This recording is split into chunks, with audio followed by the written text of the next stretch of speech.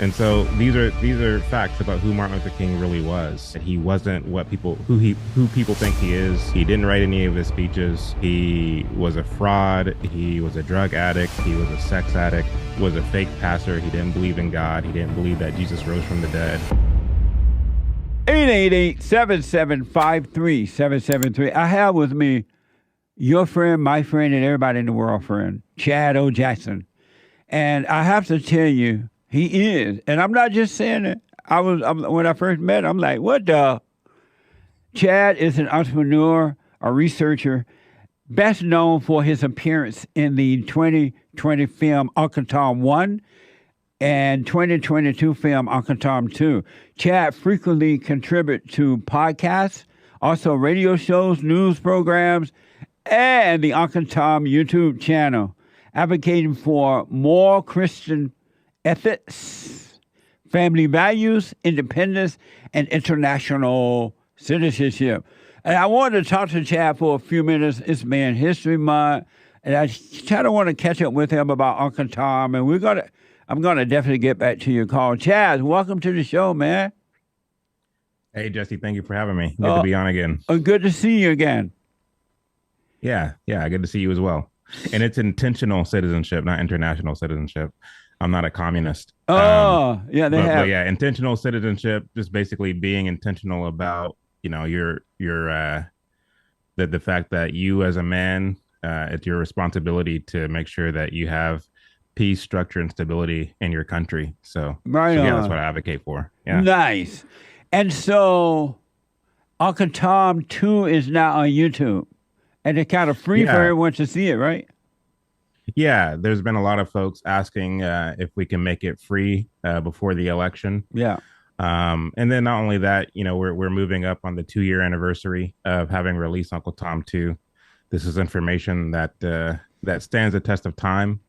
It's not a movie for a specific election. It's not a movie for a specific season. It's information that really every American should know. And the more people see it, the merrier. So that's why we put it up on YouTube. That was an amazing idea. I thought it was a good idea as well. I want to ask, what is a man? A man is a person who, first of all, has a penis. That's number one. But then two, who steps into his role that God has established for him since the beginning. A man is someone who takes responsibility, who doesn't blame, who is a leader, who can be depended on. That's who a man is. I mean, unfortunately, there's a lot of people walking around with penises but are not men. Yeah, unfortunately. It is. So. It's sad.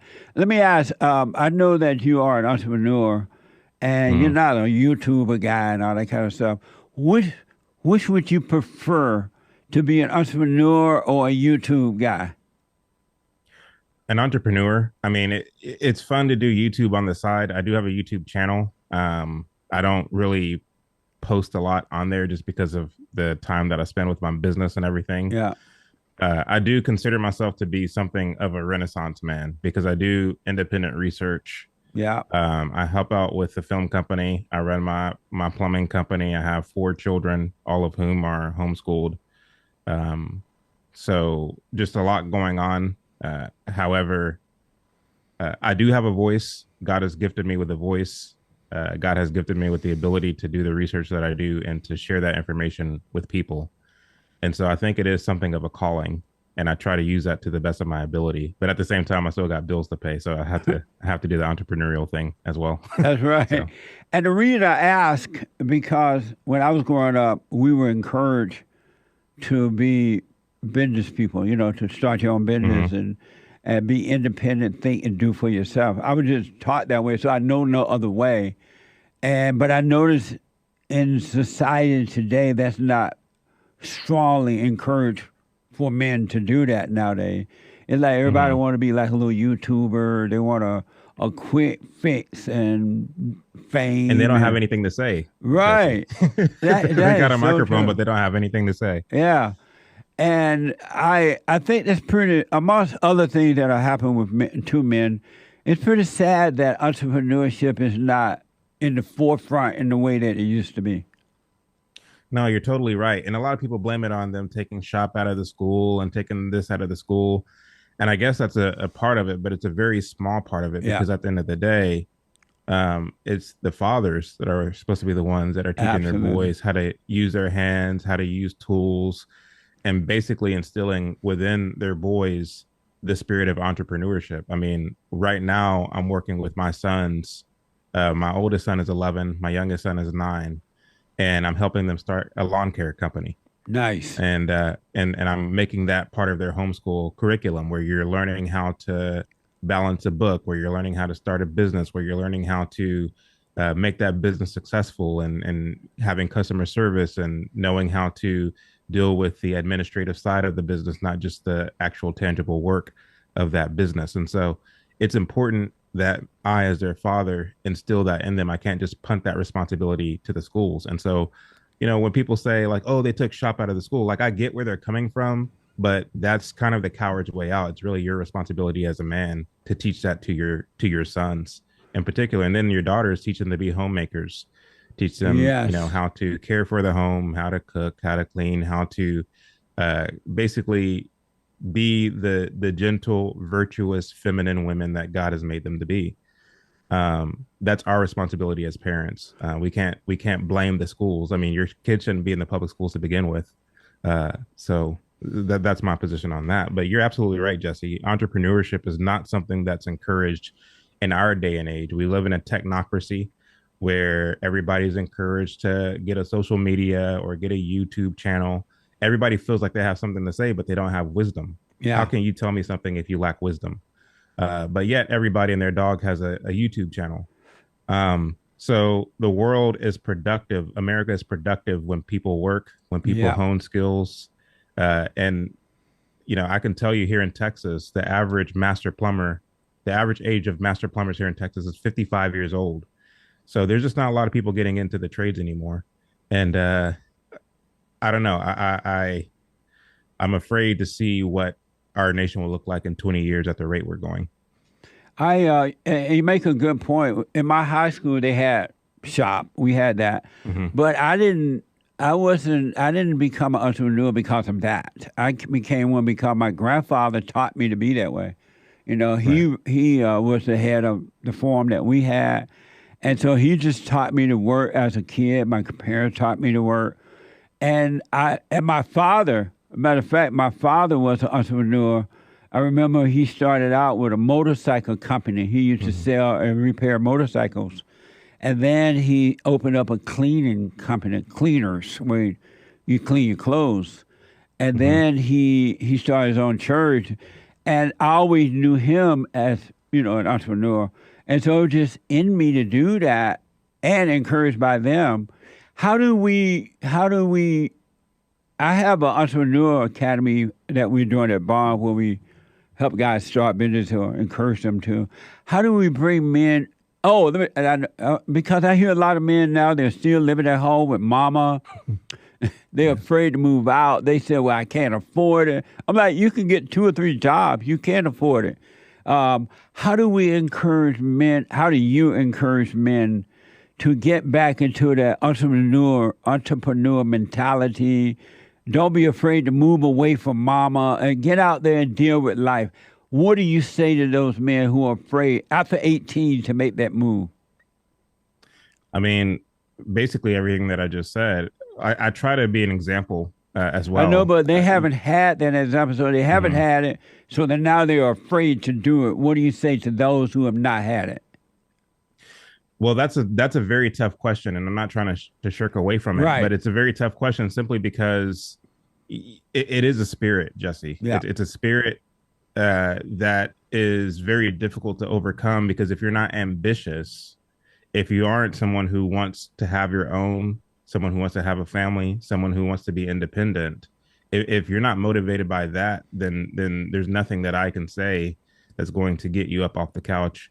I mean, I'm having trouble with this with my own little brother, unfortunately, who is 25 years old and still lives with my mother. And Wow. he tried to go to the Marines a few years ago, and she said, "No, you're not going to go to the Marines. There's a war going on." And he listened to her, and he's regretted it ever since. Yeah. And I try to encourage him, saying, "Look, you can have your own house, you can have your own car. You don't have to pay for a ride. You don't have to do this. You don't have to do that."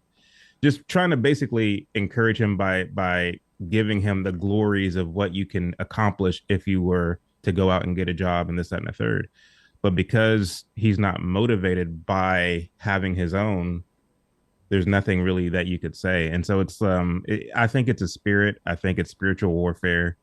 Um, the lack of motivation, the lack of trying, the feeling of content. Mom will always be here, dad will always be here. I can always live with them.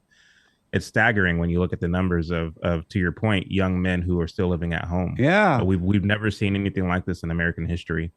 Um, I think it's a spirit. It Um, also it shows a lack of love from the parents, the father and the mother, right. those fathers who allow us to have. Because my parents Mhm. told me, you know what, when you're 18, you're out of here. You know, I'm Yeah. like, well, I'm in Alabama on a plantation. I'm like, well, where am I going? My dad told me the same thing. My parents actually split up the year after I graduated from high school. But growing up, my dad said, when you turn 18, you're out of here. Yeah, We've heard that at least every other day growing up as yeah, boys. And of course, my dad, just like your dad, he always had a business. He always had my brother and I outside working or going to work with him. So I had a front row seat to what entrepreneurship looks like. My little brother, they had him when I was a teenager. And so he didn't grow up in a home where he had both mom and dad in the household. So he didn't yeah. have that. Like he grew up with my mom. So there's like a night and day difference when you look at him compared to my brother and I, both of us are in business together. My older brother and I. Um my older brother actually works for me, but my point is that you see that difference when it comes to growing up with a strong masculine entrepreneurial father Yeah. and someone who doesn't. And I know men who didn't grow up with a father and are still entrepreneurs and real men.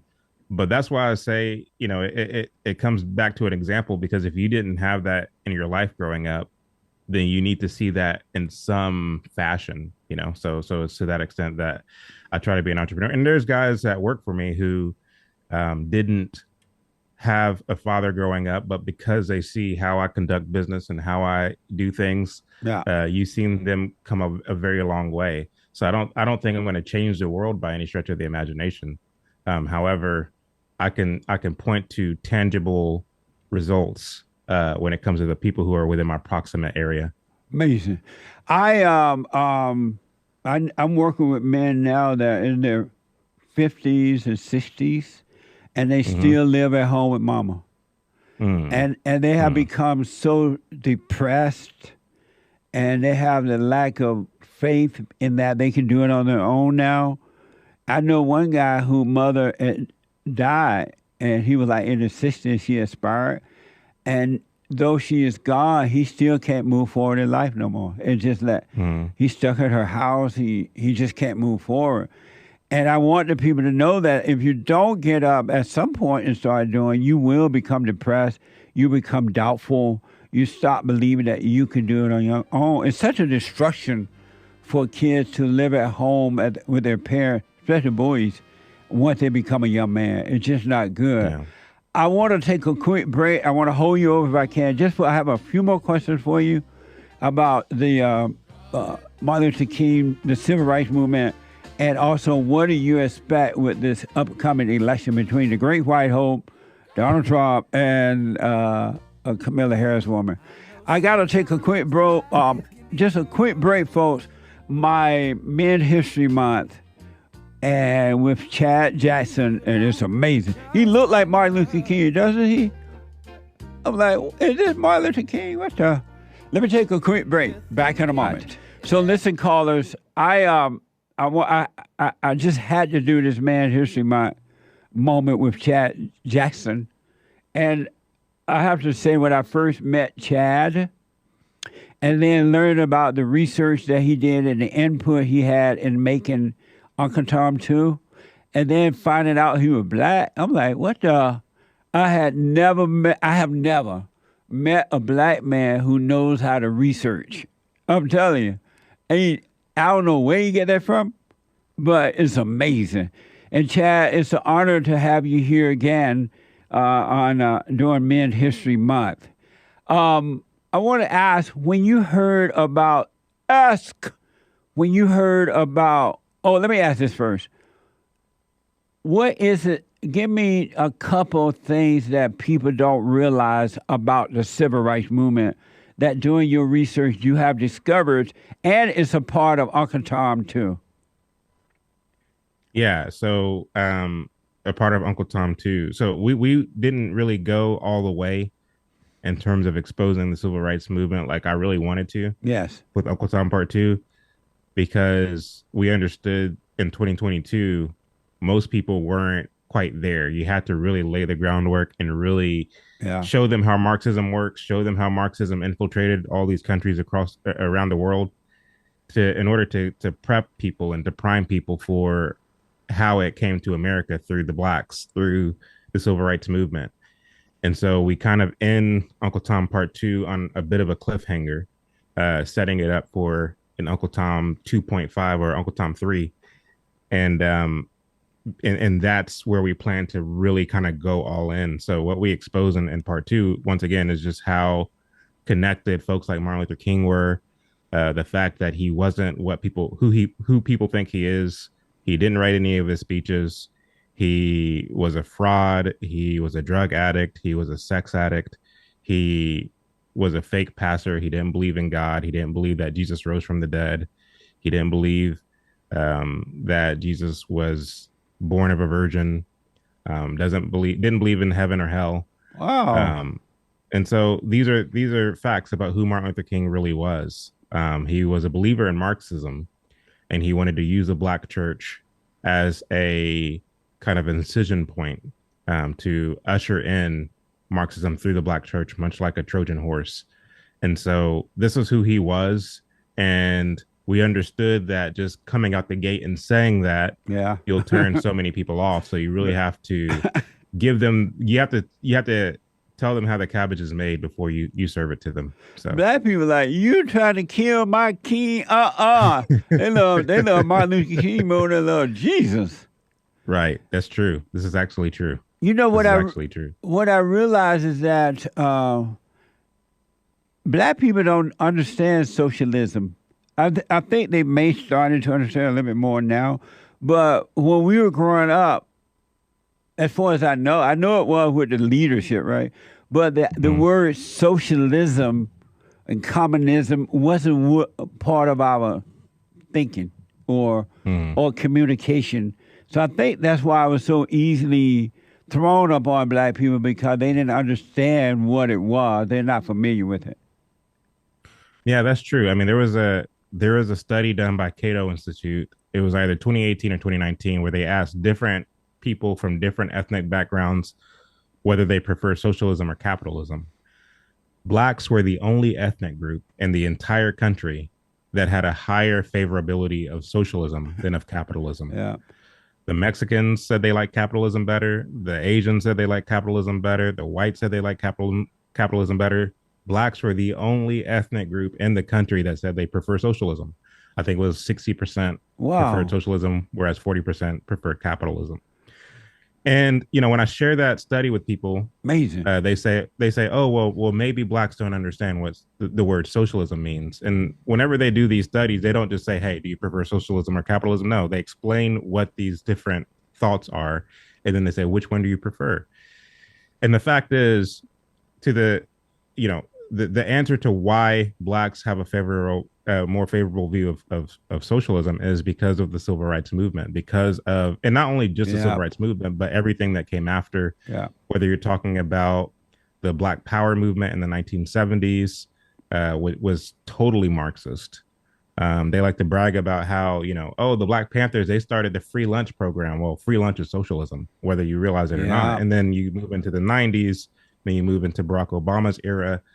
All of these are drawing Black people more and more and more towards socialism. And what they're doing is they're appealing to this kind of instant gratification that many of us have. Socialism, the long-term effects of socialism are very detrimental, not only to the people, but to the nation at large.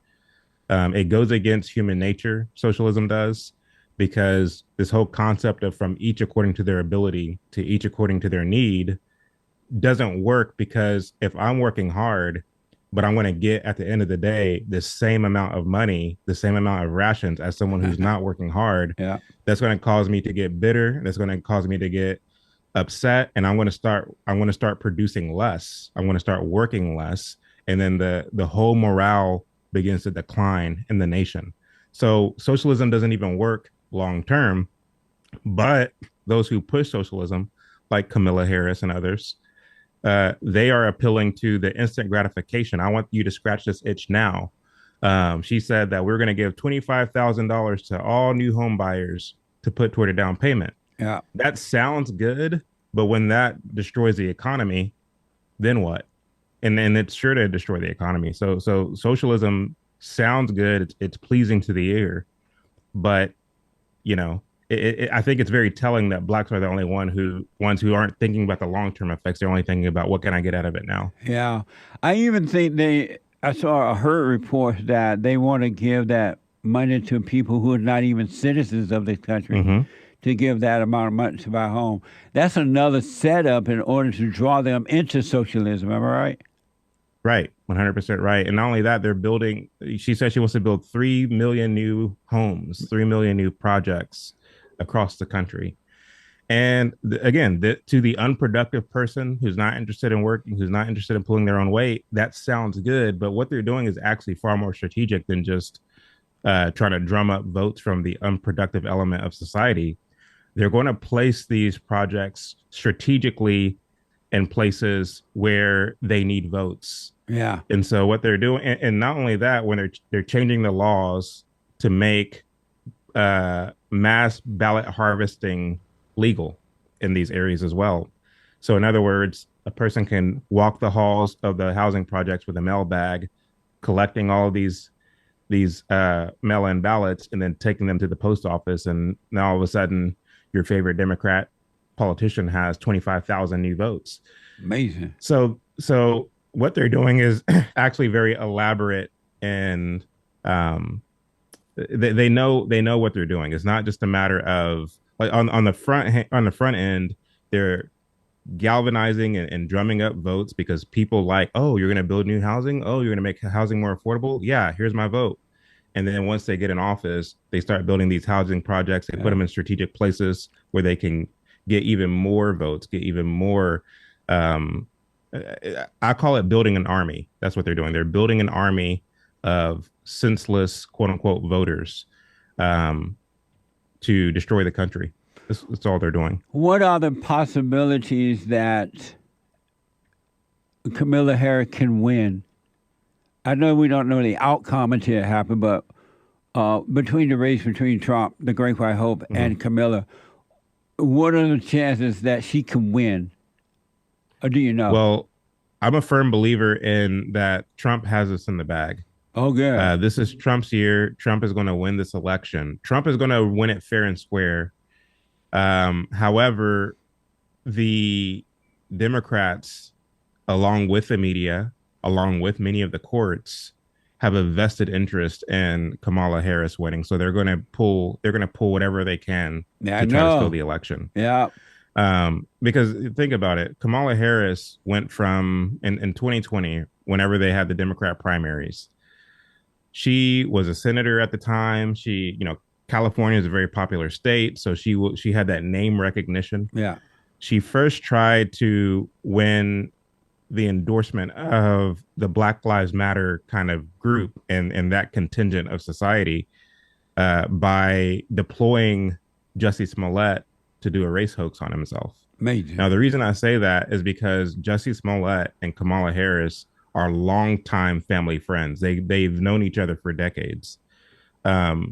And so the whole idea was that he would, and mind you, this was the year of 2020, when there was a lot of talk of racism and George Floyd would later happen and things of this nature. So that was 2020, the summer of love, they called it. So at the beginning of the year, Jussie Smollett goes and does this race hoax on himself. Now, the story that broke thereafter was that, oh, he was trying to get better roles. He was trying to move from being a B-list Yeah, I remember actor to an hearing that. A-list actor. Yeah. That wasn't it at all.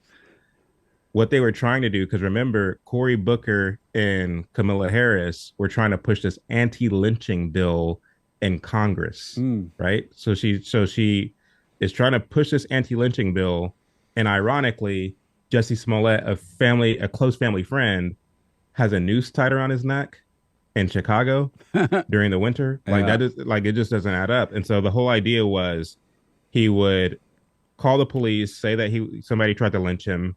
The story would break. He would win the sympathy of the American people, and then thereafter he would endorse Kamala Harris for president. That was the whole plan, but it all broke because people saw right through the hoax. So they weren't able to get far enough into the elaborate scheme where he would come out and endorse Kamala Harris for president. And so, are you So saying that Camilla Harris and that guy was in cahoots I with think that? that, yeah, I think they were in cahoots Do you have because any again, proof of that?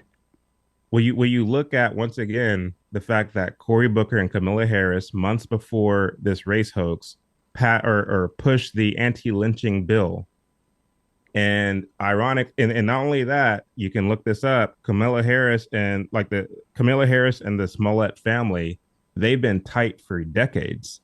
It wasn't as if they just ran into each other recently. No, they've been tight for decades. They've been Amazing. part of many social justice causes for decades. They've marched together. They protested together. The Smollett family donated to Kamala Harris's campaign when she was running for district attorney there in California. So they're extremely tight. Now, whether Kamala Harris knew that Jesse Smollett was about to do this or not, I think that question is the jury's still out on that. Oh, okay. However, however, when you look at the fact that they are tight, when you look at the fact that she puts this bill up, this anti-lynching bill, and then surprisingly, Jesse Smollett, a few weeks later, somebody tries to lynch him. And then not only that, In 2 days Chi-Town. before, yeah, exactly. I think it was a couple days before this hoax happened. Kamala Harris announced that she's running for president. So, the whole Amazing. idea was to use that sympathy and say, okay, I, Jesse Smollett, the victim of racism, endorse Kamala Harris because I believe that she's going to be the best person to run this country. But then what happens? Pete Buttigieg, who was a mayor from a town that nobody's ever heard of, ends up polling higher than her in 2020. Yeah. So that goes to show just how unpopular she was as a candidate. So she drops out of the race, and then Joe Biden says, I want a black woman to be my vice president, my running mate. So he picks up Kamala Harris as his running mate, and then the rest is history. So she's completely unpopular. So they go from that to all of a sudden she's the contender for the presidency of the United States in 2024 against Donald Trump, who's the most popular president in American history. You can't make this stuff up. Yeah. So my point in this is saying that Kamala Harris is wildly unpopular. The reason why they're pushing her is because they understand just how big of a competition this is. That Trump has it in the bag. If they're willing to go out of their way, where they're bringing all these celebrities to the DNC, they're sending text messages, or doing all the things Yeah. that they're doing. There's nothing that doesn't make me believe that they aren't going to try to pull in 2024 in November the same thing that they did in 2020. They are going to try to steal this election. I had There's no just no question about it. I had no idea that Justice Smollett and Camilla Harris were that close. I didn't know. You're the Mhm. first one I'm hearing this from, and I don't think most people knew about this. I've not heard it anywhere or anything. Very interesting information. Also, but I'm not was not familiar with it. I wanted to ask because I got to run here, but let me ask. Now that the Kennedy guy has endorsed Donald Trump, what do you think about that? I like it. I like it. I mean, Yeah. I wasn't a huge fan of Robert F. Kennedy Right. on a number of different issues, but I do know a lot of people that were supporting him here in Texas, a ton of people who were supporting him. So the fact that he is coming out and saying, look, I'm dropping out of this race, I'm supporting Trump. I think that's huge. That's a huge deal. Of course, the media is downplaying it, but this is a big deal. Amazing. It is. I again, you're right. I didn't agree with a lot of things that Kennedy is about either, but I was happy to see the endorsement. And it just, I know the Democrats are ticked right now. And I said earlier, even one of his family members spoke out against him for doing this, or maybe a couple of them. And this is the first time I ever heard a Kennedy speak publicly against another Kennedy. That's something new as well. I'm gonna have to run, but I got two quick questions. Did you know you look like Martin Luther King? I look nothing like Martin Luther King You look at it's all. like, are you sure that might not be your daddy? It's really weird how much you look like him when he was a young man. It is. Martin Luther King didn't wear glasses, so You look I more look like nothing like him than him. his own children. So I gotta ask, and then I want you to tell the folks how to get you. What is love? What is love? God is love. God God is is love. love. Okay. Yeah. Tell the folks how to get to your websites or whatever you want to put out there, Chad. You can find me at Chad O Jackson, all one word, on YouTube, X, and IG. Amazing. Chad, thank you, man, for coming on again. It was amazing. And continue to do what you're doing, man. You're having a great impact on America, and that's what we need. Thank you. For the Always a good good. talking with you, Jesse. Yeah, for the Yeah. good. Check him out, folks. Thank you, Chad. Another Man History Month. August is Men's History Month. Happy Man History Month. Thank you, Chad. Let me go to Sean, a first-time caller out of Spain, heard around the world by everybody and they mama. Sean, out of Spain, welcome to the show. You're on the air. Hi, how's it going? All is well, Sean. How you? I'm doing pretty okay.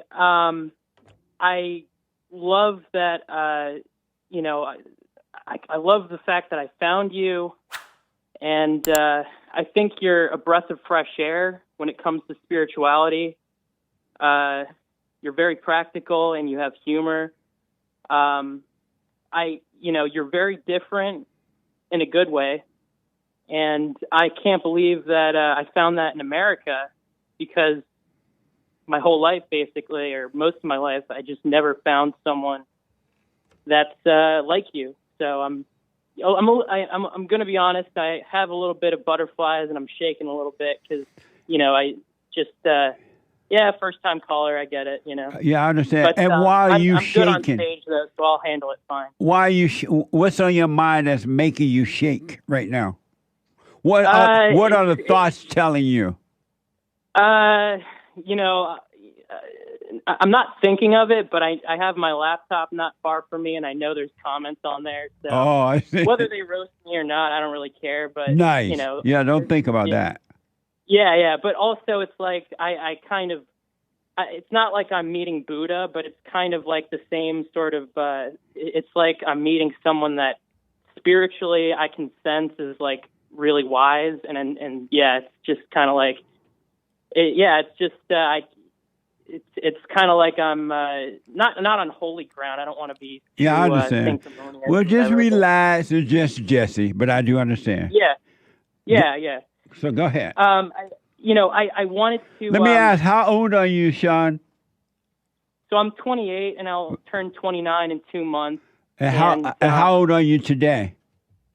28. Nice. Okay. Go ahead, buddy. Right now I moved here a year ago, and I took on some English teaching jobs, and I'm looking after my grandmother who's 87, and she's in the residential home, and I take her out and I sort of take care of her as well. And I'm the only person in the family that can really do it because I'm not married, and I have the time. And in this past year, I've kind of been searching for, sort of getting back into spirituality. And after a pretty dark period, 2 years of working a really horrible job and having horrible bosses and sort of, not really having luck with my love life and a string of other things that I won't mention for respect of other people's, Right. But the point is, I got back into spirituality, and I've heard, I've gone through the Sadhgurus, the Eckhart Tolles, and I don't know if you've heard of this one, Francis Lucille. He's a French guy. He's in California. I'm not sure if you heard of him. No, I have not. Okay, but these are all guys that kind of have. They're not. Some of them are not New Age, right? But they kind of have this. They have this smell of, they're not Christian, but they're kind of Zen Buddhist or whatever, but also practical, and they don't necessarily disbelieve in God, but they do believe in God, but in a different way, and they don't necessarily believe in an afterlife. But they do, but they don't, and I don't want to go into that. But right. The point is, the point is that when I was a kid, I was like, I believed in God, and I went to Catholic school and all that stuff off and on, and I felt invincible because I believed in Him, and it's like everything was intuitive, everything made sense. And then, of course, stuff happens, and then you kind of maybe lose your way, and then you someone like you sprouts up in my life, and then it's like, oh, that's how it, you kind of get it, I guess, and I can see that, and it's like sort of my old way of seeing things. You kind of share that, so the framework that you have is similar to what I had in the past. It's just coming back now. So nice. What I'm asking basically in a roundabout way is it, do I have to, I can't believe in the Bible word for word, and I'm not a fundamentalist, and I still have trouble.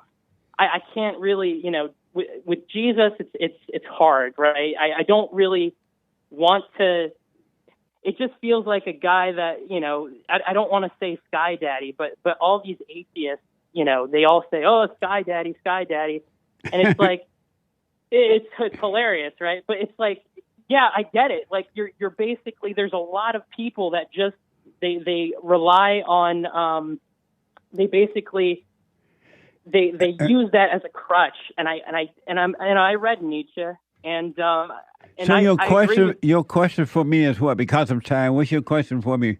Sorry. So my question is, am I better off just believing in my old belief system and sort of like not really kind of going with, the Zen Buddhist or typical religion is not for me, but believing in God and stuff like that would help me probably a lot more. So are you better off believing in God than believing in all that other stuff? Right. You should only believe in God. And right. Eventually you should get beyond belief and know right. God. You want to know God. And so once you let belief and hope disappear, you shall know God. And that's where you want to be. Right. And so don't hold on to the knowledge of God. Don't hold on to the ideas that you may have where people have taught you about God, or you may have read in the Bible or anywhere. Let all that go so that you can know Him. You want to live by knowing Him, not the knowledge of Him. Right. That makes sense? Yeah, it makes tons of sense. Yeah. And are you doing the silent prayer? No, but I'm going to do it more regularly. Yeah, do it so you can practice being present with the truth at all times. You want to not be lost in your head about the past or the future, which doesn't exist, but you want to be present, and then you shall know God. It's going to be amazing. All of your old ways, your old thinking, your old everything will fall away, and you'll be in the world, but not of it. The Father will be with you. Got it. So let me ask, you said that you were taking care of your grandmother at 28? Yeah. So there is no other female in your family member, in your family that can take care of your grandmama? That's true, right. There are no other female in your family? So the aunts they all have their own lives and they're kind of busy. And then my sister, she's doing her own thing. And so I mean, I volunteered, but it's like I'm basically one of the only person that can do it. Yeah. Do what you want, Sean, but I highly recommend you give your grandmama back to her children. And that's not your responsibility to take care of your grandmama. You're too young, you're a male, and it's not your responsibility. Those people are selfish, and they have dumped off grandma on you because they don't want to be bothered with her. Yeah. And you're going to regret that as you get older. Grandma is going to destroy you just like she destroyed her daughters and sons, and they don't want her, they don't like her, and your family members don't love you. They have dumped grandmama off on you. I highly recommend you give grandmama back to them and you live your life. Right. You are a man, you got no business stuck with grandma. Right. What do you think about that? It's weird. I don't mean to cut you off, but it's like uncanny how you know all that. Like you have like it's absolutely true. Like she was, well, I don't know how you know it, but it's like my grandmother was very difficult, and it's like you said. They hate grandma. Her own children hate grandma. Yeah. And they have dumped this evil woman off on you, and she's going to destroy you. I don't know how you know that, Jesse. I really don't, but it's like, I mean, it's just common sense. She should be, if she got to have someone, she'll either be in an old folks home or be with her daughters, not the grandson. She is in an old folks home, Jesse. Well, leave her there, and you don't be bothered with her. Okay. And let them know that grandma is not your responsibility. You be upfront with them. They don't love you. Right. They don't care about you. They just care about themselves. Yeah, that's true. So don't get stuck with grandmama. I'm telling you, you're going to regret it. Right, yeah. All right? Yep. So, Sean, I got to run. I have a guest I need to get to. And will you call me again? Of course. Okay. I know did you want to ask me about ambition versus expectation? Well, I don't want to take your time, Jesse. Ask me real fast, and then I'll run. I have chat, my friend.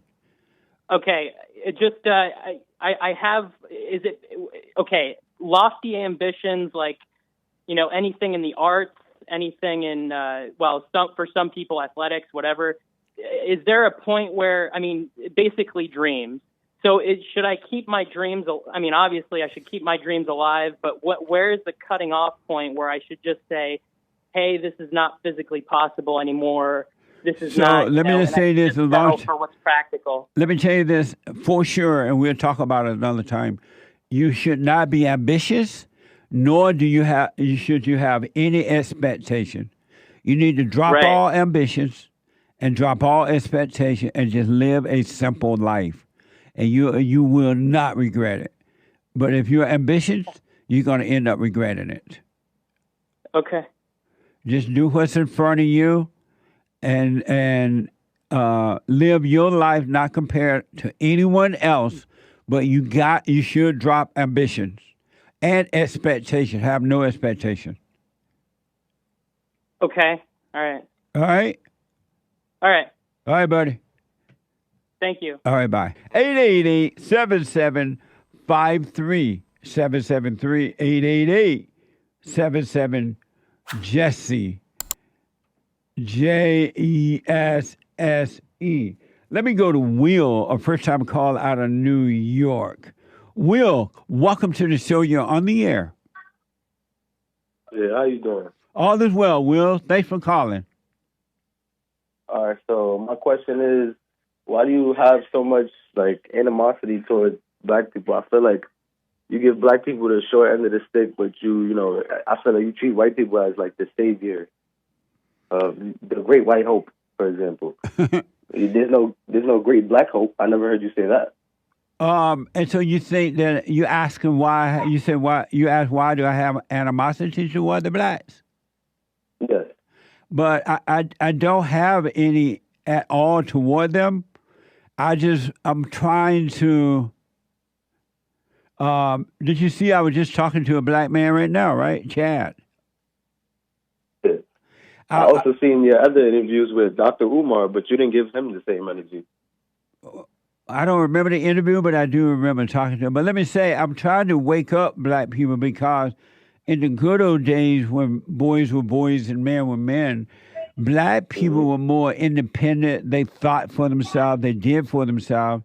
They didn't have so-called black leaders doing for them or thinking for them. They were not relying on the government, and they were not blaming white people for anything. They took responsibility for themselves. So I'm trying to bring them back to that. So what time period was that? Was that the 1960s? Yeah, it was. I was born 49. It was between 49 and up until the civil rights movement came along, is when black people lost their way.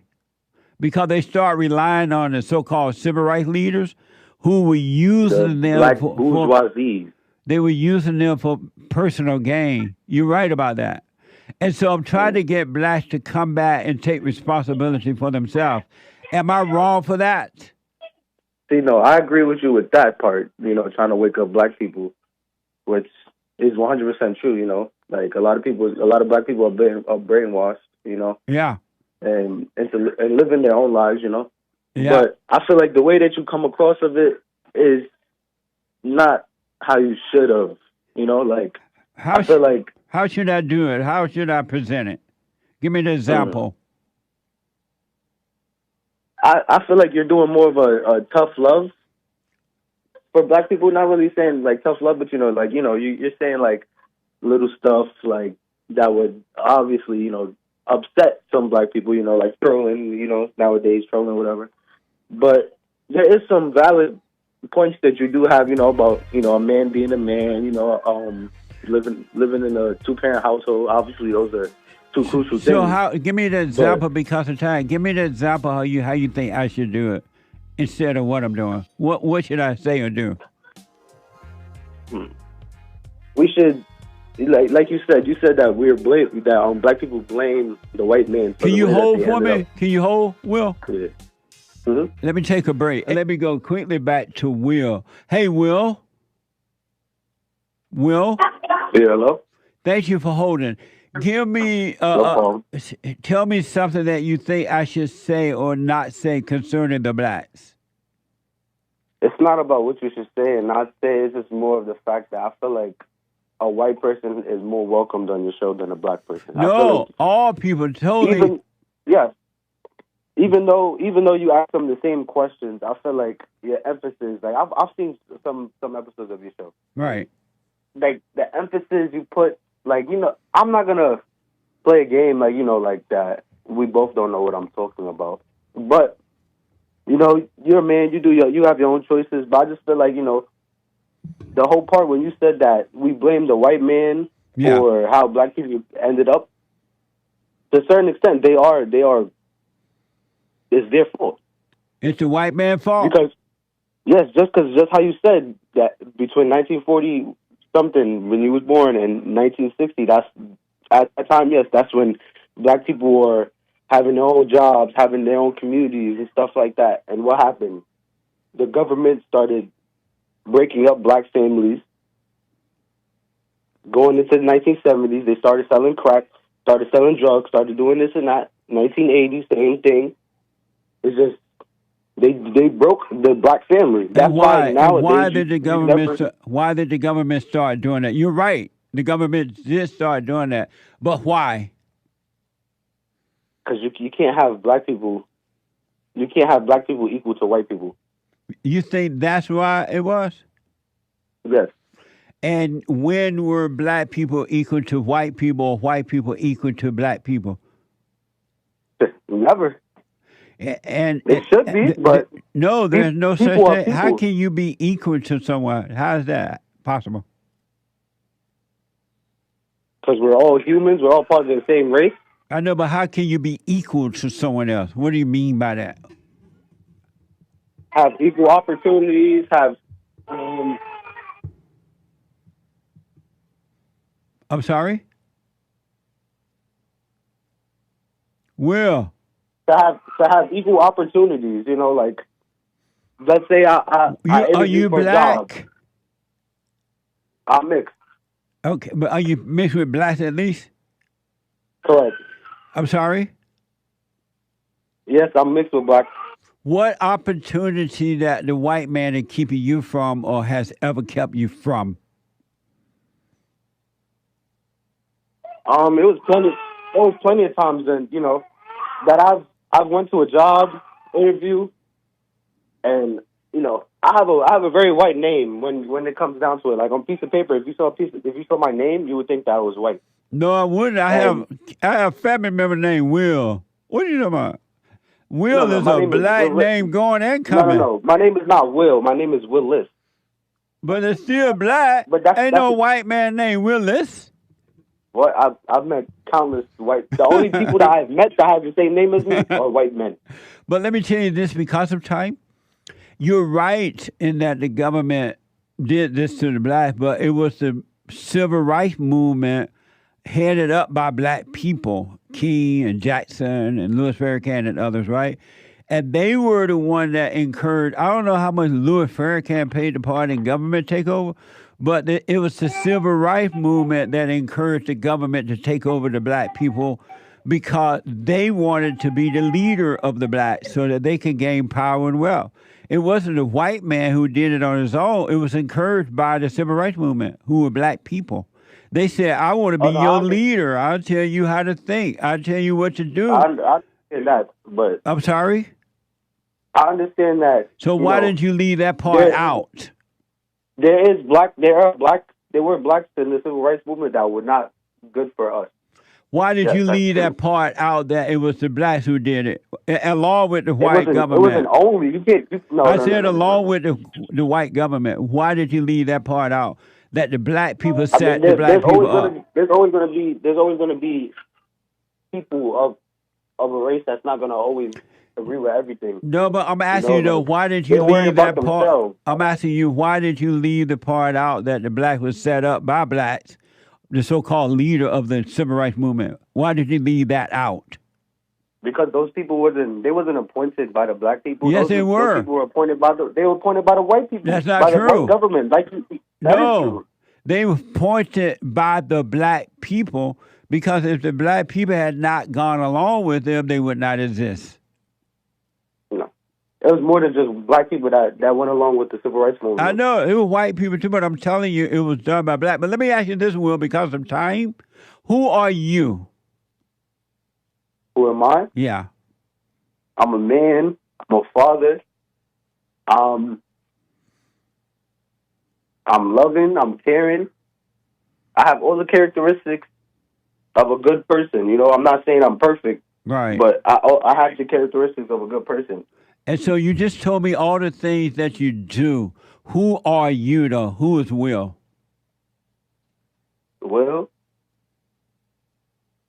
I'm me. But who is you? When you say you, who are you?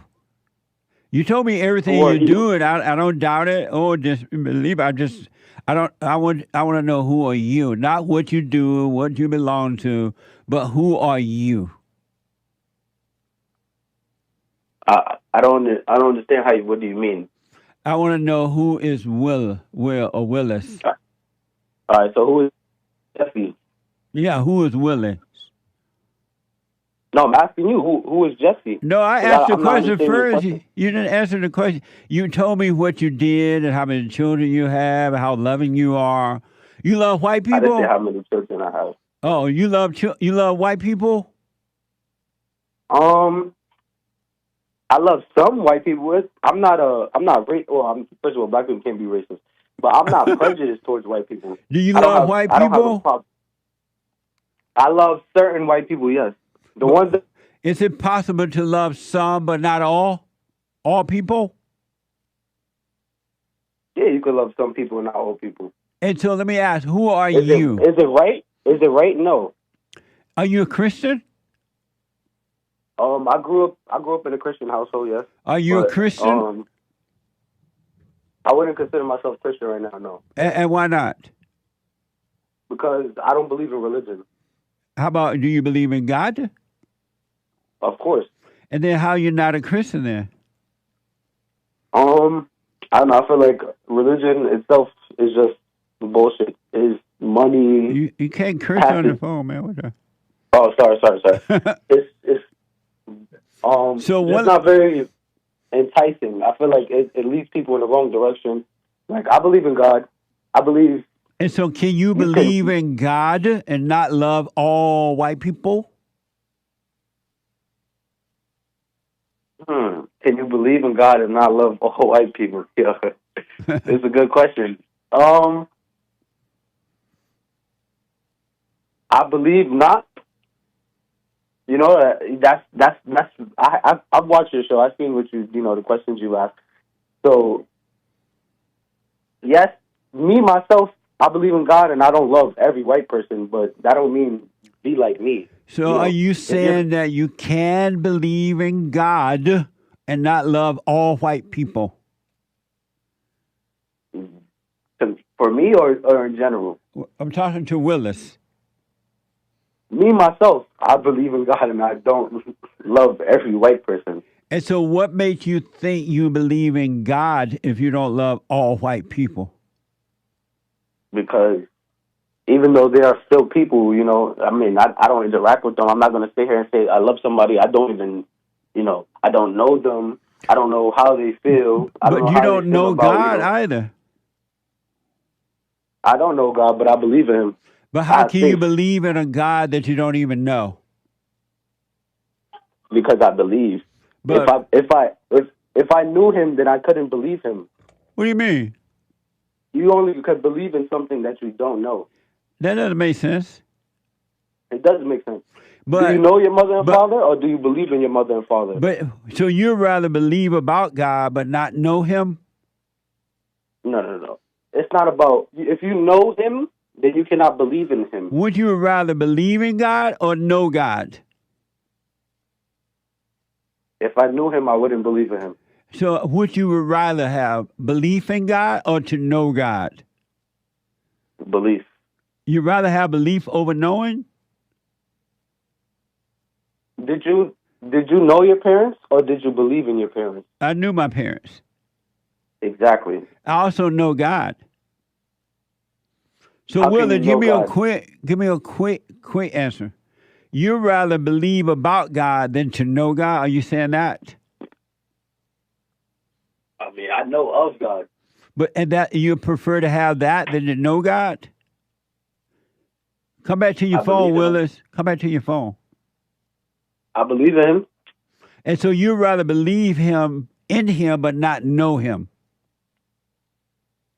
You mean a quick yes or no? I know of him. Willis, give me a quick yes or no.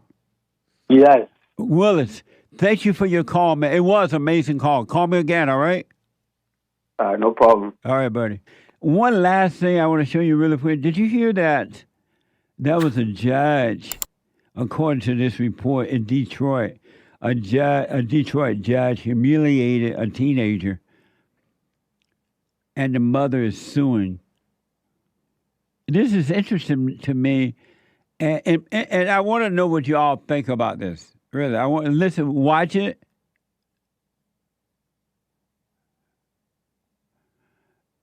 And I'm going to get back to you in 1 minute, Renee. But I want you to watch it. And this is so interesting. I want to know what you think about it.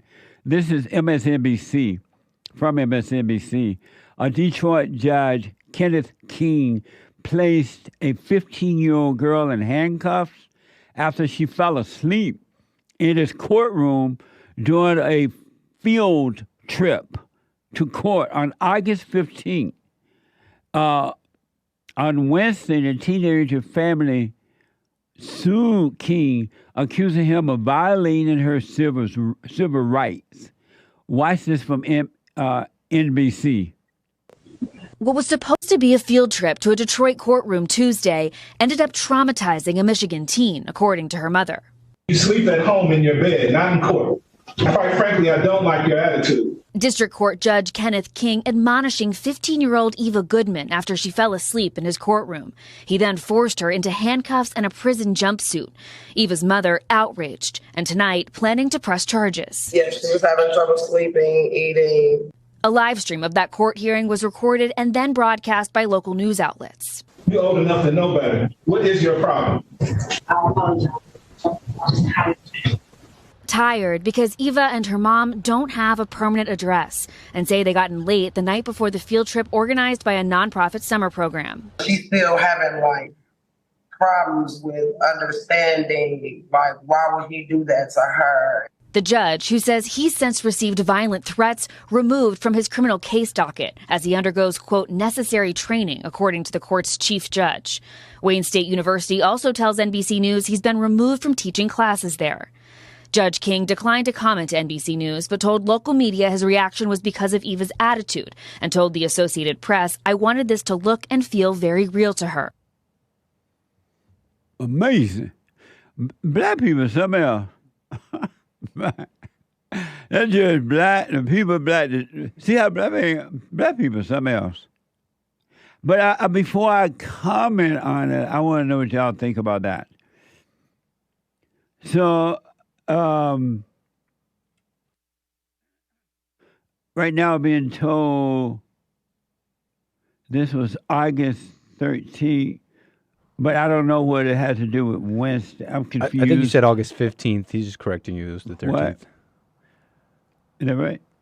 Yeah, it was the 13th when you said the 15th. I think that's all Hake is correcting you on. Oh, okay. August 13th, not the 15th. I'm black. But what do y'all think about? What do you think about that, Nick? That whole story right there? This is a pure mess. It's like mess from everybody. You're supposed to be calm, but it seems like nobody was. Although I want to say, I kind of want to see what it was that got him, that through the judge that set him off, because they're saying it's because she fell asleep. Right. But in the video, he's saying your attitude. It's So how I she wonder had if a she fell bad- asleep and then he called her out on it, and then it turned into an even bigger mess. She started acting out. I wonder what happened. But I wonder if a white judge would have said the same thing to a black girl that was sleeping in court, allegedly sleeping in court, or whatever attitude. Would a black judge been that up front with her? No. I mean, a white judge been that up front? No. I mean, I think a white judge would have called out someone sleeping in their court. Because normally they tell you can't sleep in the court, no phones, nothing. But I'll say my little piece. But you wanted to scare her straight. Evidently. What the? Did you hear that Kamala Harris yard signs are making a statement in Gilbert, Arizona? I guess this is true. I'm just reporting it. According to this report, Kamala Harris yard signs are making a statement in Arizona, Gilbert, Arizona. Check this out. All right, whoever did this, absolute hero among us. Drug traffickers for Harris. Read them, Nick. Illegal aliens for Harris. Oh. We got shoplifters for Harris. Gang members for Harris.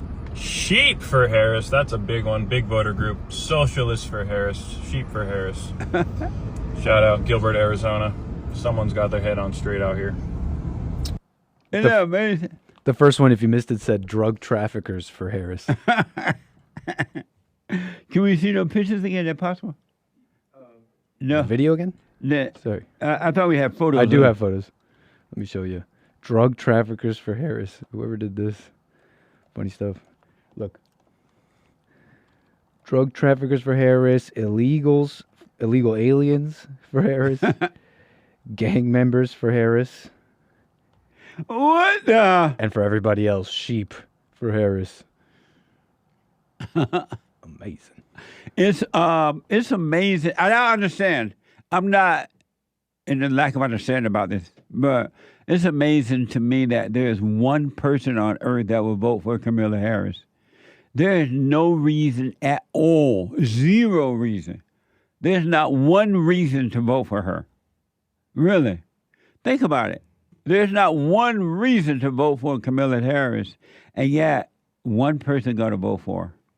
888-7753-773. Victor is a first-time caller out of California. Then I have a question for my experts, a quick question for my experts. They're coming in as I'm talking to Victor. Victor, welcome to the show. You're on the air. Hey, Victor. Hey, how's it going, Jesse? Good morning. Are you on the speakerphone? I'm actually on my AirPod. Let me go on my phone. I know they told me. It's because I was washing my face. One second. All right, can you hear me better? I can. All right. How you doing? All is well. Thanks for calling. Hey, I just wanted to call and give you thanks. Like most callers, like you have probably helped me the most, and other churches have gone to, and when I try to get close to God, I feel like the way you teach is like it's really, really good, and I feel like it reaches me, and I just wanted to thank you for that. You're welcome, man. Stay with it, stay with it, stay with it. Because what you're truly starting to experience is the love, the light, the kingdom of heaven of God that is inside of you. He is waking you up. He's drawing you back unto him. So stay with it. Right. I had a question when you say, I've been listening to you for maybe a little more, almost a year. But you said just watch your, I think it's from the Fallen State, like the kind of like the podcast team. But right. Now I'm trying to like get into the teachings of God. Right. But now the thing that is kind of hard for me to understand is like, you know, when you say like practical thoughts and all this stuff, like, and then all thoughts are of the devil, like me trying to call you, like me trying to get to God, or are those thoughts of when I think of God or when I want to get close to him, are those like also thoughts of the devil, or how do I distinguish them? When you think of God, those are thoughts of evil. Thinking of God, you would never, ever, ever find God or return to God as long as you think of God. Wow. If you want to find God, stop thinking of him. Wow. Okay. And why is that? Is it because the devil's trying to give me a false sense of me looking for him, but I'll never find him because I'm listening to his thoughts? 100%, man. Absolutely. And another question is for congregating. What would be? Do I have to congregate? Because you know how, like in the Bible, it says to congregate, and I feel like I have to congregate. Like I want to go to your church, but I live in San Diego. I do want to end up going because it's not that far. Well, we read up here in L.A. We have people from San Diego all the time. Right. Pretend that you're coming up here to get some free pot. You'll come. I don't do any of that, actually. I'm Mexican. I don't do that stuff. Nice. What's it called? So, if I find a congregation within here local that I can go to like often, is there such a thing that I should look for, or should I just go to listen to the preaching? Because I know a lot of churches, they do like the clapping and the dancing, and I know you said all those are emotions. Yes. And like those are emotions at a waste of time. Emotions are not necessary. You know that you could watch our fellowship every Sunday live, right? Yeah, I think I watched the last. Not last Sunday, the Sunday before this. Yeah. Let's say you decide to go to a church in your local area. If you do go to a church, and if the preacher's up there preaching, just gotta let his word go in one ear and out the other one, because he may accidentally preach something that's true from the Bible, but let it go in one ear and out the other. But if you don't find a church down there to go to, you're not sinning by not going to church, because if you're going to fellowship, you want to fellowship with people that of like mind, people that are truly seeking what is right. Gotcha. Yeah. Because I in my workplace, my boss is a pastor, so I know they kind of tell me that congregating is really important and stuff like that. So that's why I was kind of asking. It's not like really important. But if you can fellowship with people who are seeking the truth, because you can go to your pastor church and it's a waste of time to congregate. You're wasting your day doing nothing. Yeah, because the way I like that you teach is like, it's not so much because I've gone to his church before, and the way he does is a lot of dancing and crying, and he touches people and they fall on the ground. And then I don't really, to me, it seemed off. Miracles do happen, but not every service and all the time with everyone. I mean, they seem a little off to me. Yeah, absolutely. So Right now, what I would recommend you do is just work on you and let the light guide you. If the light want you to be at some church around that area, it'll happen. But don't worry about that right now. Have you forgiven your mother? No, I have not. And why not? You know what? I'm trying, like you said, I think, well, what's it called? Like mama boys, like, in a way, I'm trying to find a reason of what she did wrong. But of me, I think I'm trying to think too hard. But I can't really find what she did. But I know she must have done something. So she was perfect? I wouldn't say she was perfect, no. What one thing wrong that she did that wasn't perfect that you can think of?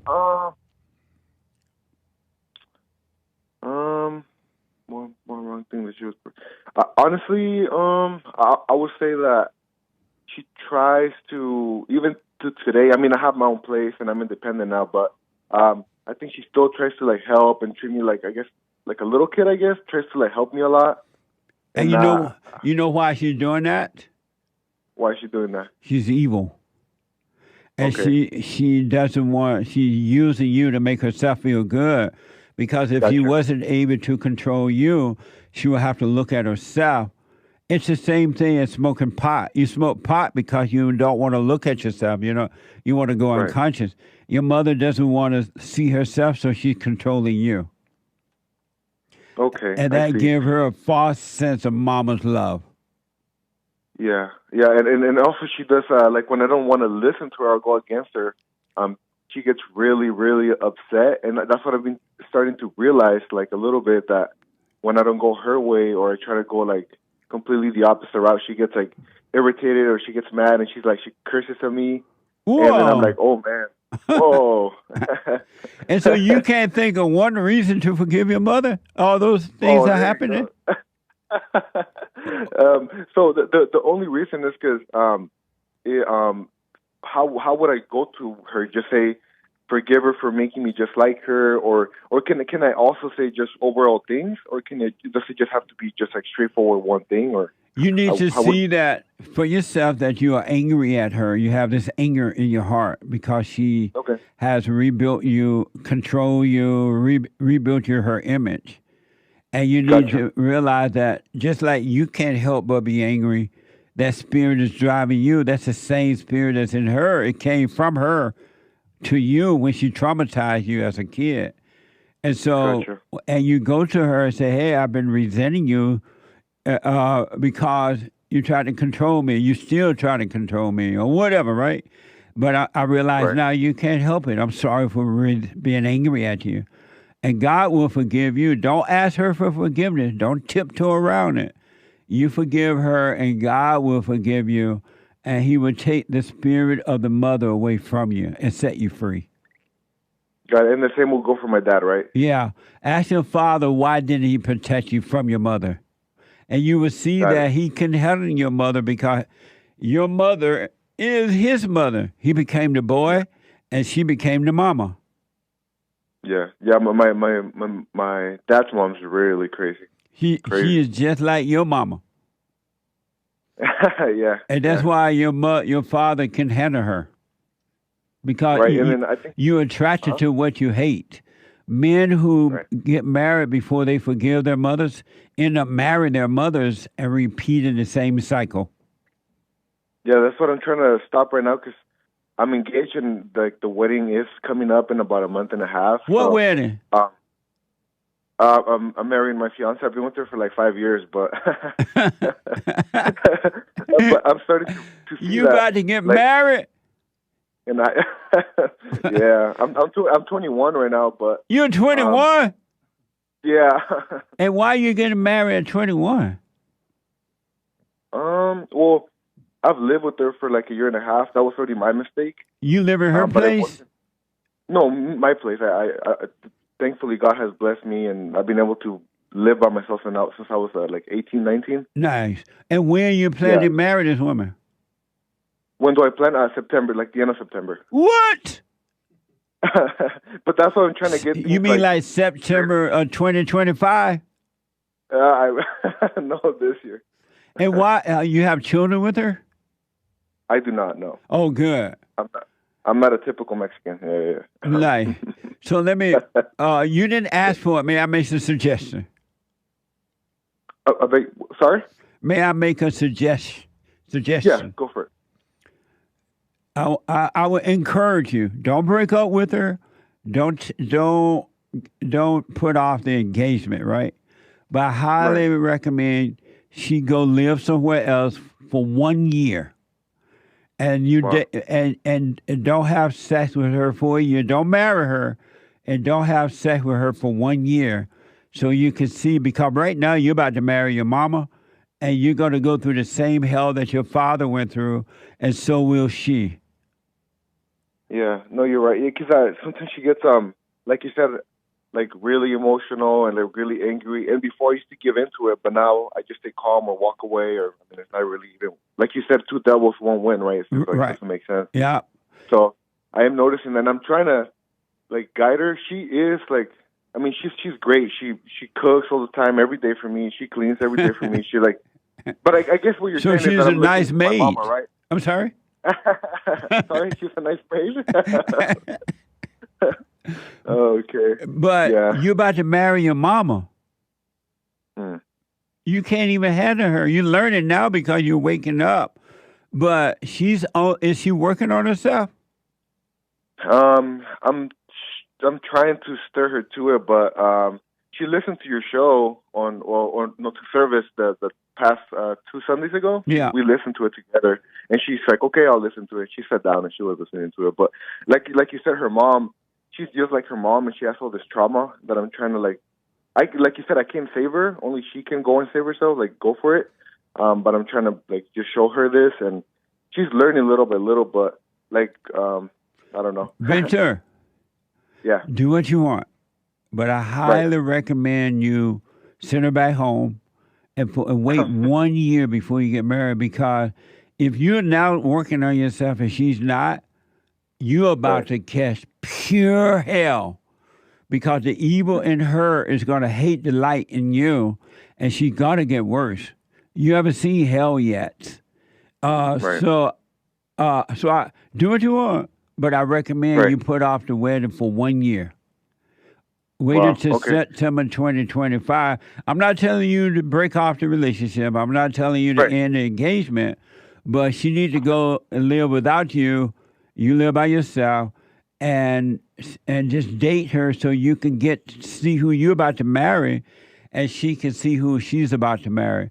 But if you marry her right now, it's not going to work. And you're going to make babies with her. That's going to be even harder for you, because now you're going to go out trying to fight for your children. Right. Yeah. That's I guess I understand what you're saying, but that it's like a really hard step. But like you said, it's just a suggestion, right? But yeah, I see where you're coming from. Why can't you put it off for 1 more year? Because I mean, I already paid for almost like all like the catering and all that stuff. But I mean, I guess peace is worth it doesn't have a money amount, right?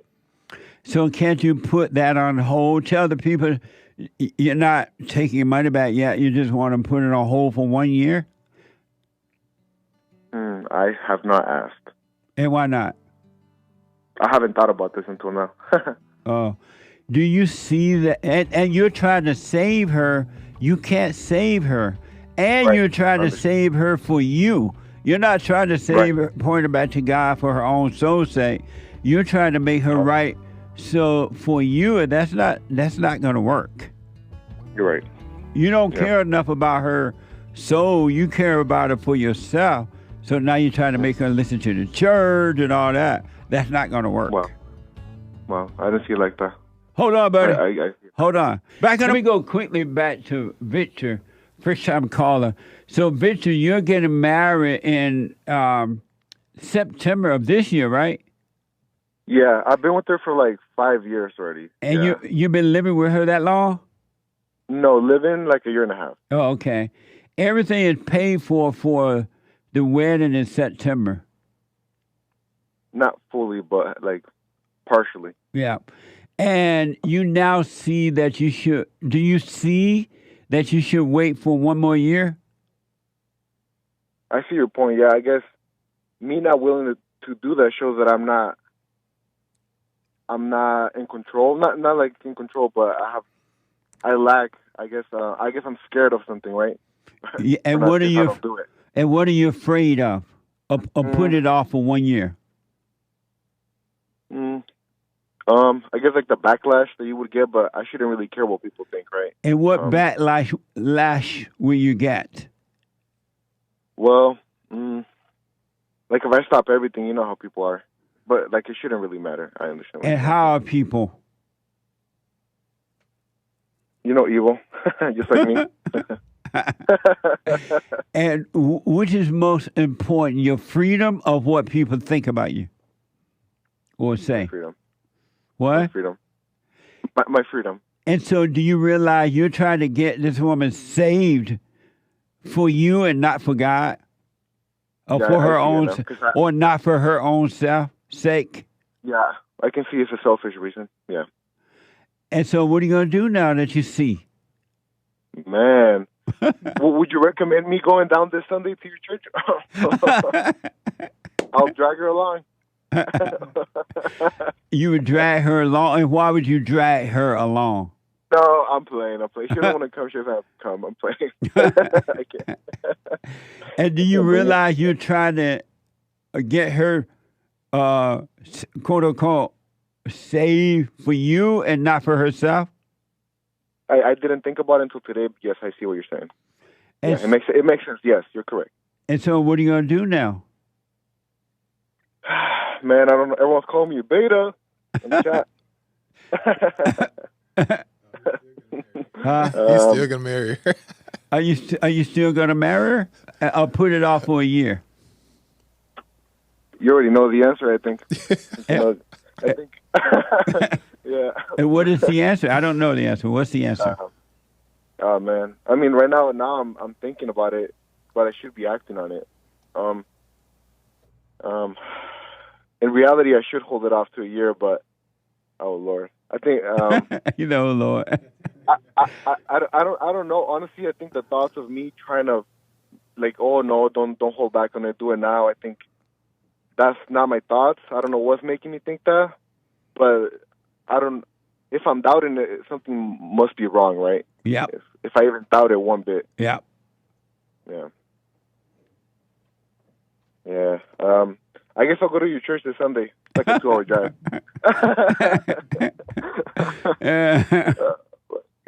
Yeah. Okay, got it. So you would say. But I want you to think about this. Right. I mean, don't forget your question, though. You're about to marry a girl that you're not ready. You can't even deal with her. She's anger is out of control already. You know that. You're going to get her pregnant once you get married. Now you're bringing a baby into the situation with an angry woman that you can't deal with. That's going to create another problem. And you need to be dealing with your mother and your father. You need to work on you so you can see how to deal with this woman, because it's going to be the same thing that your father gone through. You're going to repeat the same thing, or even worse, because evil gets worse each generation. Why not take 1 year? Because you didn't know you were going to wake up before September, right? And so why not put it off for 1 year? If she loves you and you love her, what difference would that make to wait a year? I see what you're saying. If she really cares, right? Like you're saying, if she really cares and she feels the same way I do, then she'll be okay with, okay, we'll take 1 year. I don't care. We still love each other, even though it's not real love, right? But we still love each other and we care about each other. So I'm okay with holding off 1 year for you. But I already know how she's gonna act. Yeah. How is she gonna act? Oh, you know, she's gonna go crazy. And how do you feel about that? Yeah, that's not right. Because like you said, no, it's a question. How do you feel about the fact that she's gonna go crazy? How do I feel? I guess annoyed. I guess I don't know, bothered by it. I guess I don't know. I don't really. You're bothered by the fact that she's gonna go crazy? Yeah, I guess like you said, you don't want to hear it. So most people just give the woman the side just so they don't want to hear it. But that's not the right thing to do. Yeah, Joel. I was gonna add. This is Joel Friday. He black. You know who Joel is? I know who Joel is. Yep. Okay. What's his name? Victor. Victor. If you see that this is, and this is just my opinion, if you see that this is the right thing for you to do, let's just say to wait a year. If you see that that's the right thing to do, if you tell her that and she truly, loves you like you say, then and you explain it to that, she'll understand. If she doesn't understand, that kind of is like an indicator that she's not necessarily gonna be obedient to you in the marriage. I was thinking that too. She ain't gonna obey you no how. Yeah, she's a good cook though. Hire her. Right, pay her to cook for you. No, I see what you're saying. Yeah, Let her be your maid. But maybe just entertain the idea to her to let her know, like, hey, no, entertain. Well, Straight up. Well, I just mean, like, when I say that, I mean, like, let her have the conversation, like, hey, let's wait a year and blah blah blah to see what she says and how she reacts to that. Well, not tiptoe. That's not what I'm saying. But just like have the conversation just to see what she's gonna, how she's gonna react to that. He already know what she's gonna say. You're right, but he already knows she's gonna have a fit. Well, it's worth worth hearing what she has to say. That's just my opinion, though. No, you're right. I see what you're saying. Like, if she really cares, right? She really cares, and she's okay with it. Like, she wouldn't have any fear of going away a year because she knows we're gonna still come back if she really cares the same, right? Yeah. What Hake had made a very interesting point too. You know who Hake is? I know who Hank is. Yep. Hake made a point too.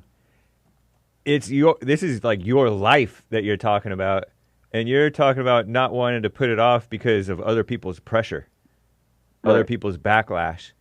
And you're a man, you should be running your own life and let them react however they want to react. This is your life that they should trust you with or get out of your life, really. Plus, they're not going to be living with this. You are. Yeah, exactly. You're going to suffer. You're going to ruin your life controlled by what you think others are going to think. Yeah.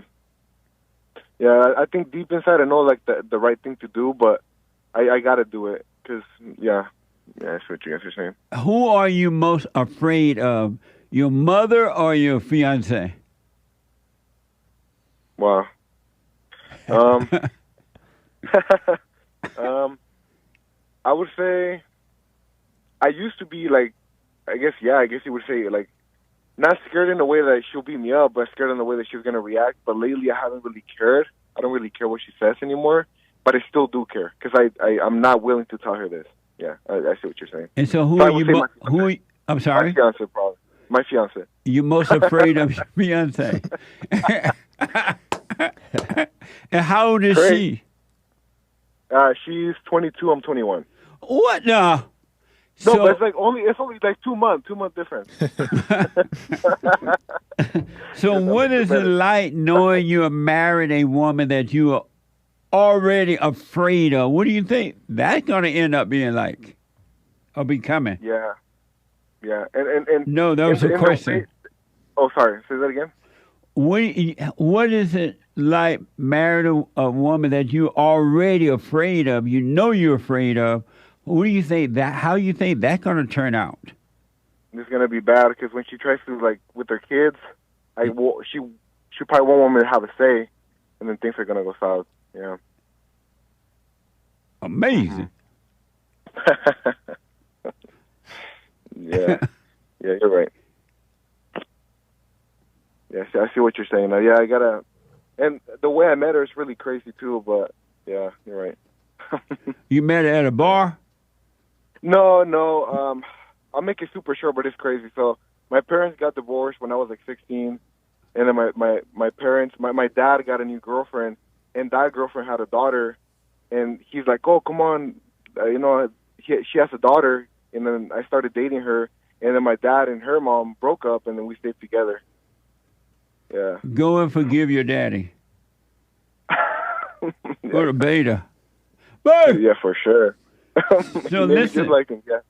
I got to run. Yeah. Of course, I understand. Mm-hmm. So here's what I recommend. You work on you. Continue to work on you to overcome your mother so that you can return to the Father by forgiving him as well. But you be honest, at least as Joel suggested, sit down and be honest with this woman. You're starting to realize now what's really going on with you, and you will do what you want. If you don't want to put it off, don't. I don't want to do that.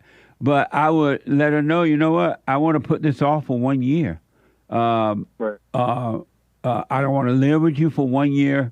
I want to still be married, engaged, but I want to wait a year and take it, see what happens from there.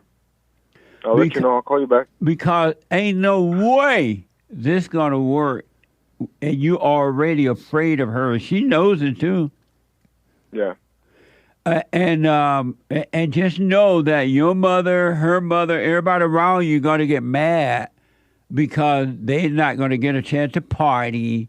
They're not going to get a chance to pretend they're loving parents. They're not going to get an opportunity to pretend they care about you. It's all about themselves. You got to live with this. So you need to start, as Haight said, thinking about your life and not what someone else think you should think about your life. Oh, yeah, that's deep. Yeah, that's for sure. And do this. Well, thank you so much, Jesse. Are you doing the silent prayer? I did it for my first time yesterday, but I couldn't really get to it. But I should have done it this morning, but I was getting ready for work.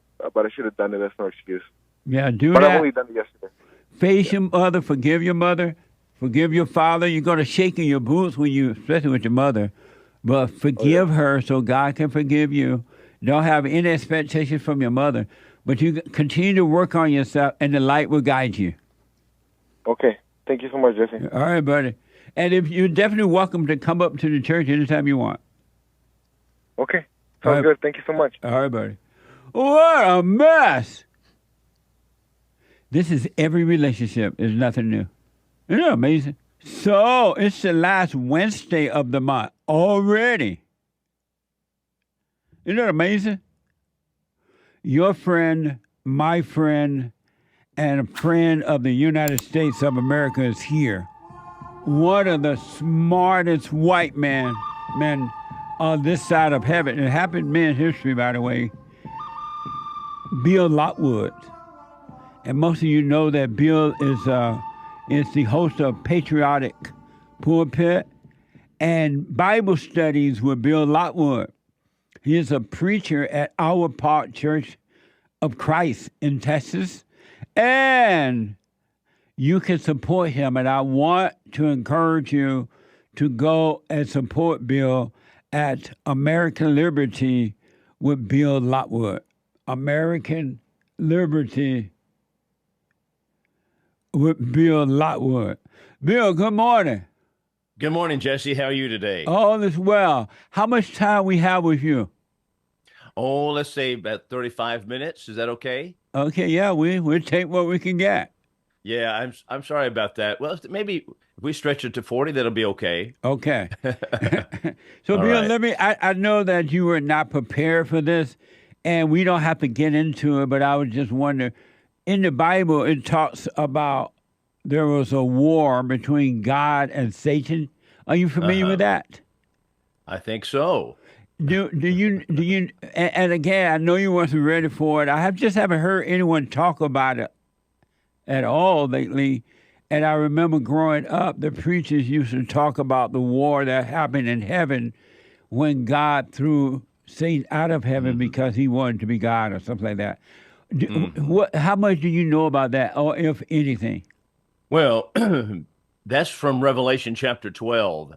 So we don't have information pertaining to that except in the book of Revelation. Consequently, it's somewhat speculative about being cast out of heaven as far as the origin of Satan is concerned. I believe that must have been the case. He either was created evil or he became evil, and I cannot believe that he was created evil. So he became evil, therefore he must have been cast out of heaven. And I think Revelation 12, even though it speaks about war, that's not referring to necessarily physical combat, right? But it is a passage that speaks about a spiritual war that takes place, and then Satan cast out. So that's what we have from Revelation chapter 12. Oh, okay. Amazing. I wanted to talk to you about a lot. Number one, what do you think about what happened with Joe Biden in that the Democrats wanted him out, so they got rid of him, and they put in Kamala Harris, someone they did not want. They ended up with her. And now it seems as though we don't even have a president working right now. No one is there. Yeah. What do you think about what happened with Joe Biden and the Democrats and the media and everything? Okay, there's a couple of thoughts very quickly, Jesse. Number one, it does prove to the American people that there has been a shadow government that's controlling everything all the time, because Joe Biden has not been able to do so. He's not now doing so. Yeah. And they had big players come in, namely Barack Obama, who's supported by George Soros, who came in along with the Nancy Pelosi's of the world, and they orchestrated that. So number one, it does show us that they have had a government behind the scenes, a shadow government that's controlling everything that's going on. Joe Biden is a puppet. He has always been a puppet.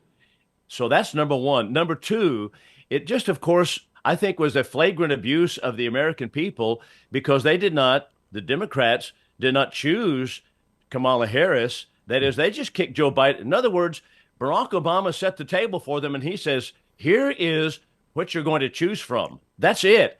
I would be ashamed to be a Democrat and to think that, okay, they're going to set the table for me, and here's what I've got to go with. To me, that is, I don't know, it's just almost a confession by the Democratic Party and the mainstream media that, yes, the powers that be, the deep state, is setting the table for me, and I'm going to have to go along with whatever they say. That is incredible. Well, but and you're right, and knowing this, I'm surprised, but not surprised that the voters of the Democratic Party, people who vote for the Democrat, they're still willing to vote for these people. What is wrong with the voters? Democrats don't care about the issues except for the fact that they want a global government, they want socialism, they want universal health care, they want socialized medicine, they want totalitarian government. They don't care about the specific issues behind it. They don't care that they're being lied to. Kamala Harris has lied about everything. They always like to say Donald Trump has lied, about his personal relationships with some of the women in the past. And so, you know what? The Democratic Party has been fed a pack of lies on their policies for a long time. Kamala Harris is doing that right now, saying, well, no, I'm not against fracking. Yes, she's against fracking. Yeah. She wants universal health care. She's acting like, well, no, I didn't want that. I wasn't against the wall. Yes, she was against the wall. She called it Trump's vanity project. She wants green energy. She wants to force you into an EV electric car. The whole thing is absolutely smoke and mirrors.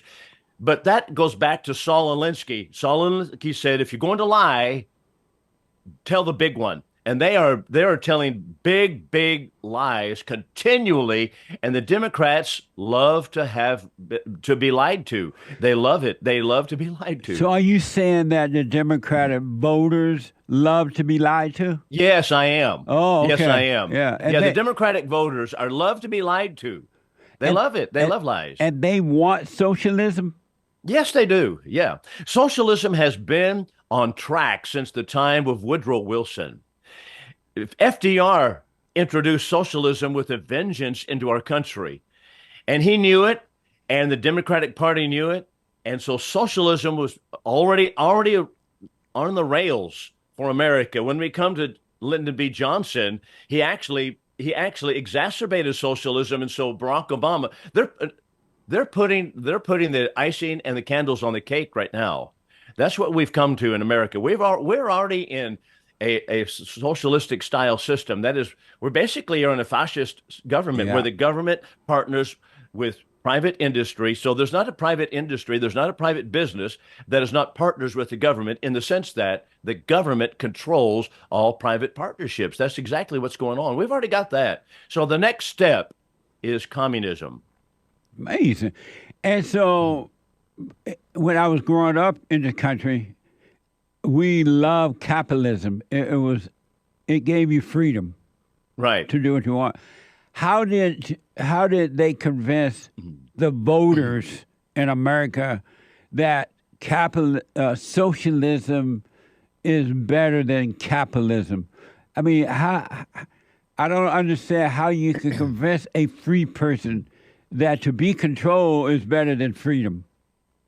Well, for one thing, this is just one thing about the psychology of it, Jesse, and that is that freedom demands competition. Yeah. And people avoid competition because they want to have the protection that they have gained so much money or they have gained a position, and therefore they're not going to be competing for that position any longer or competing. So it's just like a sports team. If a sports team is guaranteed to stay on the top, they'll opt for that, right? Because the competition demands a little bit of brutality, not to say ugliness, but simply it demands that you stay engaged in competitive enterprises. But people who are on the top, they don't want that. They want to remain in that position, and they don't like the competition. So that's exactly how the big businesses have been psychologically conditioned for it to be able to stay that way. So the big businesses love the partnerships with the government. The Wall Street, they're the ones supporting the Democratic Party. But they like that. They want that to be the case. And so that's one of the things about it. Amazing. Plus, I might just add this too. There's been a brainwashing going on since about the 1920s to the American people. The mainstream media has been on board for socialism, Marxism for that long. In that period of time, major magazine editors, major newspaper editors, New York Times people, they all went over to Soviet Union and they wanted to learn the great things about Lenin. They loved Lenin. They loved Hitler. They loved Hitler in the 1930s, and they were all in favor of Hitler because it was a Nazi, which is National Socialist government. They loved socialism. So they went over, they learned about it. They were bragging on Hitler here until, of course, he started exterminating Jews, and now the Democrats try to run from that. But at that time, they loved all that kind of stuff. That's amazing.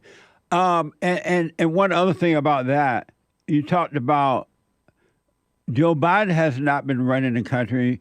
Obama and others been running apparently behind the scene. Yeah. To have a behind the scene government, that seems pretty risky for the country. Because our enemies, other countries, they would know that Joe Biden is not the real president. Doesn't that like put us at risk, great risk of being attacked or something? I think so. I think that it puts America at great risk all around the globe. Yeah. Because who cannot see that he is a feeble, demented old man, and everybody knows that. Yeah. But one more point on the last thing, and that is another avenue that needs to be explored, Jesse, is that the basic bottom line of socialism, Marxism, communism is atheism. Atheism, and because people hate God, because they are atheistic, because they want to do their own thing, they want to shake their fist in the face of God. Because of that, they are driven into socialistic governments. And so that's the bottom line with socialism also. Atheism is that which it was. Karl Marx said he was a scientific socialist, but the bottom line was atheism. That's crazy. Once the people have gone socialism, after generation, it's kind of rooted into the country. Can you ever overcome that?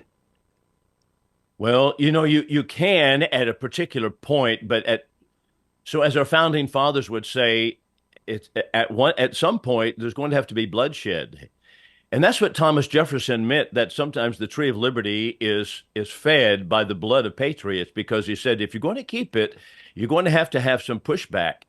And he didn't mean that we want to go fight all the time, but that's the nature of humanity, that people want to control others, and socialism is a control mechanism. And so to get out of that, you can through a democratic process sometimes, but once it gets so far, what happened with our founding fathers, they said the kingship, that kind of government, we don't want it anymore. They didn't go attack England. They didn't go attack the British soldiers. They didn't do that. Right. But instead, they said, we're not going to be part of this anymore, and we're going to withdraw from it.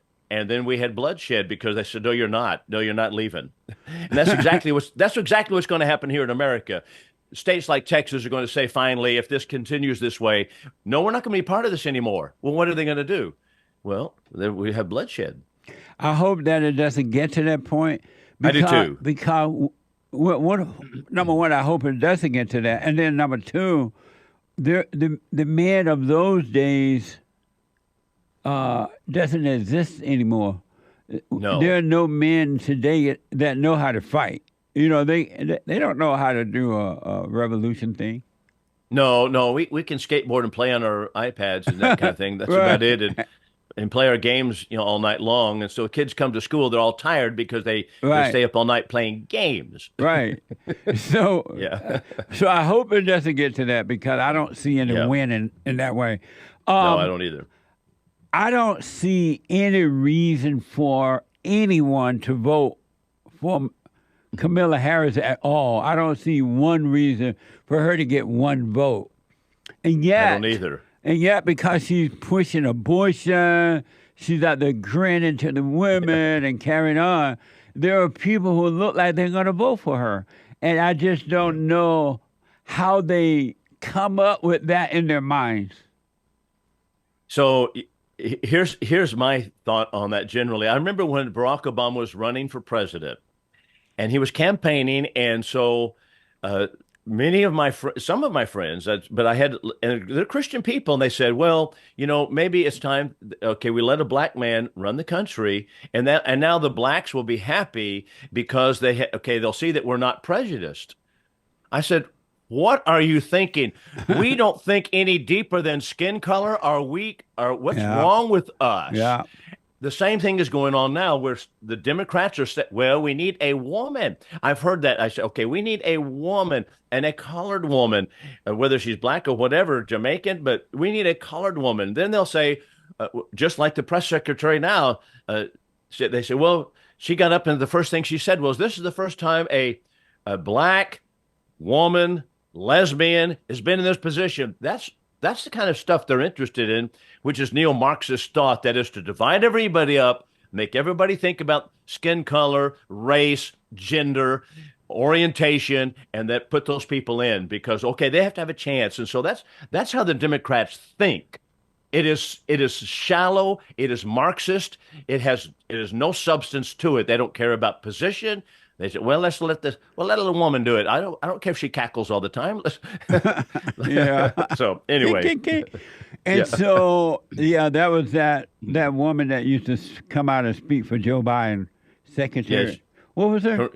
Karine Jean-Pierre or something like that. Yeah. It's crazy. So to convince the people that DEI is better than being qualified, they had to brainwash the people over the years, and now you can just tell them something dumb like that. We need a black woman because we never had a black woman. Never mind that she's not qualified. Never mind that it's putting everybody's lives at risk in this country. As long as we got a black female, the people fall for that. Right, that's correct. That's amazing. I heard one man say, well, he was a Democrat. He said, well, Kamala Harris, if she gets into a debate with Donald Trump, she's going to rip him up because she's been attorney general. She was a district attorney in San Francisco. She's been a senator. I thought, you don't understand the basics of what's happening. She was put up there because of her immorality, and she got there because of her skin color, apparently. It has nothing to do with qualifications. It has nothing to do with that. She can't even talk. She can't even answer questions. Yeah. It was like she was passed on to the next grade without passing the test. Same thing going on in our school system right now. That's exactly how our school system operates. We have to pass them on because, okay, if you're going to flunk so many minorities, that means you're racist. If so many minorities are going to juvenile detention, that means you're racist. So we've got to even it out. We've got to stop that so they have restorative justice, which tells us that so many blacks are not going to go to juvenile detention because they're black. Amazing. Yep, that's what's happening. And the people don't understand the destruction that is coming as a result of operating in this manner. They just don't seem to understand it. Right. They they don't, because we've been brainwashed, and there's mass brainwashing, just as it has been in China, just as it has been in North Korea, just as it has been in North Vietnam. The people are mass brainwashed by the control of information, and the free flow of information has been stifled. And that's exactly what the Barack Obamas want. They want the misinformation, the disinformation to be stopped at a national level. So that they want to control the amount of information that the people get. That's exactly what communism is. There's not been a totalitarian system, including the Roman Catholic Church, that has not controlled, which is a Roman Catholic Church itself, Jesse, is a government. It is a totalitarian, communistic style government, secular government joined with religion. And they have always controlled the free flow of information. So they burn the Bibles. They chain the Bibles to the church building. Today they don't want people to read the Bible. The priests tell them that I'll be your Bible. And that's exactly how they operate. But that's exactly what communism does. They do not want people to know. So when Barack Obama says we're going to have a government controlling disinformation. And so Mark Zuckerberg the other day came out and said, the government, we had 18,000 visits with the federal government, Biden administration, to stop the flow of information regarding Biden's policies, COVID shots. This is totalitarian style government. What was the purpose of Mark coming out and saying that now, knowing that he helped set up the country in that way? Is he going to stop doing it, or what? What is the reason for him doing that? I mean, talking about it, being honest about it at this time. I think, in my opinion, that he's been smoked out by the investigations that are going on by the Jim Jordans of the world, the Republicans of the world. He's been smoked out. I don't know that he's going to change his thoughts. I don't know he's going to change his colors. Right. I don't believe that. I think it's going to take more than just a confession. It's going to take a conversion to understand the constitutional principles and freedom. But I don't know that that's what's going to happen. What a mess. What are the possibilities, if you know, or you believe you know, what are the possibilities that Kamala Harris can be next president? Well, I think it's fairly possible. So I know that people don't want to hear about the rigged election, but here's something interesting. The free flow of information guarantees that we have a free election. If you do not have the free flow of information, it is a rigged election. That's exactly what happened last time. The FBI came out and they stifled the information about Hunter Biden's laptop.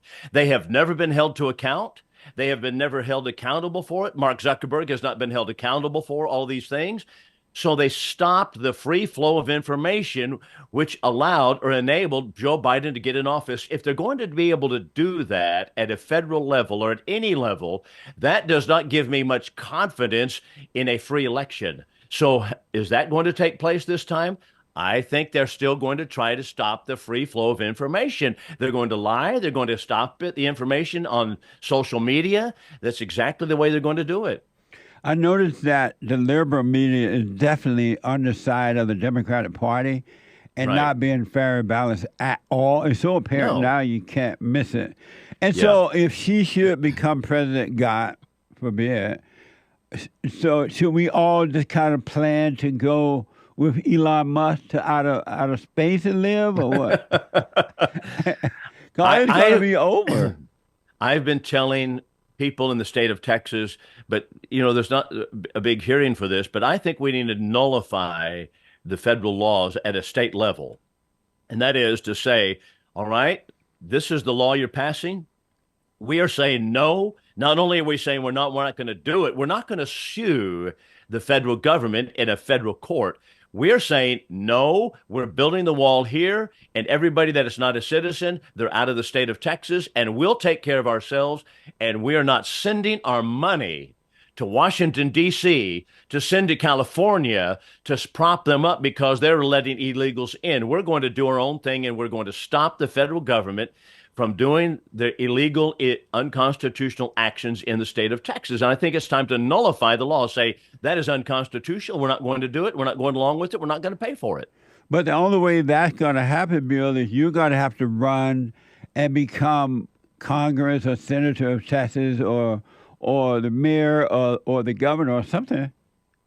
Well, because well, I don't yeah. see anyone else so far in office who's strong enough to do that. I don't either. I mean, I think you're right. I like Greg Abbott to a point, but Greg Abbott, the governor of Texas, says, and Ken Paxton, and they're suing the federal government. Okay, Paxton has sued the federal government more than any other attorney general of a state. So what does that mean? Have we rolled back socialism and Marxism in the state of Texas? Are we still on track to have a totalitarian government in America? Yes, we are. This is not the solution. The solution is to say no. Just like we tell people, telling kids no drugs, say no. We're going to have to say no. Just say no. That's right. Just say no. We're not going to do it, and we're not going to send our money to D.C. either. We're going to keep our money in the state of Texas. But I've noticed, unless you see something I don't see, that Texas is slowly becoming a blue state too. Well, there you go. That's right. That's the result of us depending upon the federal court system to support our defense of constitutional laws, because some of them are upheld, some of them are not, and next thing you know, we're overrun. California is gone forever. Yeah. And this is how it's done. Yeah. Amazing. And Arizona's about to be gone too, even though it was at state at one time putting up buried Goldwater. Yeah. What a mess. Where were you when you heard that the Great White Hope had been shot and that was an attempt to assassination upon him? And what were your thought when you first heard that? Well, I was at a church gathering we were having at someone's home in Iowa Park, and we were there. We were about to have dinner and have what we call a prayer circle and pray for people. Right. Consequently, one of the women walked up and she was on her phone so much. I said, "Hey, what are you doing on your?" I mean, I was just, she said, "I'm just watching about the assassination attempt." I said, "What are you talking about?" But she said they tried to assassinate Trump. I said, so everybody stopped. Yeah. And we were watching what happened, and we started praying for him right there at that prayer circle that night. Nice. So that's what happened. Yeah, that we were having a lot of prayers right there. Amazing. Right. Were you surprised that someone tried that to take him out? No. Oh, okay. No. I felt like this was coming a long time. I mean, the Democrats have done everything except put a gun in someone's hand and ask them to go take a shot. I mean, that's their MO. That is, get rid of all these people. I mean, they stir up so much hatred against conservatives. And that's exactly how they do it. I mean, you go get in their face and you tell them they're not welcome here. That kind of talk all the time. And you kick them out and you get rid of them. And I mean, they stir it up. There's some nasty people. And last but not least, what do you think about RFK Jr. and Tulsa? What's her name? Tulsi Gabbard. Tulsi Gabbard. Yeah, Tulsi Gabbard. They have now supported Trump. Would that have a good impact? I think so. I think that's good. I'm glad that that's happening. For one thing, I felt like, and I don't agree let me hold that thought. Let me take a quick break. When I come back, we're going to finish that up and let you give out your information because I want the people to support you. Yeah, thank you so much, Jesse. All right, hold on. 888-7753-773. Bill Lockwood is with us. Amazing. Let me take a quick break. We'll come back and wind up. I always look forward, and a whole lot of you out there, I hear from you all the time, to having Bill Lockwood on. It's so enlightening and so informative and right on the money. Bill Lockwood is here. Bill, finish the point about RFK and Tulsa, whatever her name is? Tulsi Gabbard. Tulsi Gabbard supporting Trump, and then I want you to give out your information. Well, first of all, it does make me sad that people like that, whom I respect, that they have ever been Democrats to begin with, because I think that they have not seen really what the Democratic Party has been about in the past. And I think, but I am going to say right up front, I am happy that they are individuals who have enough honesty, integrity, and backbone to see what is actually happening with the with the Democratic Party going all the way to socialism and Marxism and pulling out and saying that is not what we want to be about. Because the sad thing is most Democrats are sold down the river and they have no principles. Yeah. Therefore, what they used to say sounds like Republicans. And now they're way over here, but the only reason they're there is because they have no solid principles on the Constitution and on God and truth and reality. And therefore, they just go all the way. So I absolutely respect RFK Jr. and Tulsi Gabbard for having the integrity and the stamina mentally to say, you know what, I'm going to go. And RFK's family came out and said they disagree with him, but he said, you know what, he sees what's actually happening and he's pulling out. That was probably tough for him to do with his family and all of his context. So I absolutely am happy that it does so. I don't agree with all of his policies, but as he himself said, he said, my family grew up to debate and to debate ardently about the different issues. He says, and still love each other. I think, boy, that is exactly what we should be about. I appreciate that about him. Yeah. I'll say this, he had something about public health that he had about a 2-hour interview. I can't remember who it was with, maybe Joe Rogan or something, but my wife had me listen to it. I thought, that man is brilliant. Yeah. He is a brilliant attorney. And I thought everybody ought to listen to him because he became an expert on these issues about shots, vaccines. I thought, boy, he needs to be somewhere where he has influence. And I appreciate him on that. And same with Tulsi Gabbard. What a brilliant woman. You know, I was telling my audience yesterday that when I was growing up, the Kennedy family was the backbone of the Democratic Party. Right. Everybody loved the Kennedys. Right. And it was, and even in the black community, they took Jesus Christ picture down from the shelf and put up Kennedy picture. Would it be okay? Oh boy, I understand. I saw that kind of thing myself. Yeah, when he became president, Kennedy was it. And until now, I have never heard anyone in the Kennedy family go against another Kennedy in public. It was of all the rumors and things that happened along the way, you never heard it until now. And I never imagined that one day the Democratic Party would turn on the Kennedys or anyone in the Kennedy Party as they've done with RFK. It's just all a surprise to me. I never imagined that can happen in America.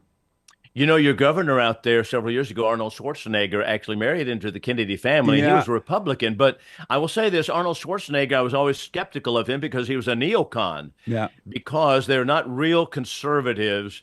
And I thought that was the case, especially because he married a Kennedy. But nevertheless, I do appreciate that. And John Kennedy, he was a globalist. He signed the Freedom from War Act, which basically says we're going to turn all of our armaments, all of our weaponry over to the United Nations for a global government.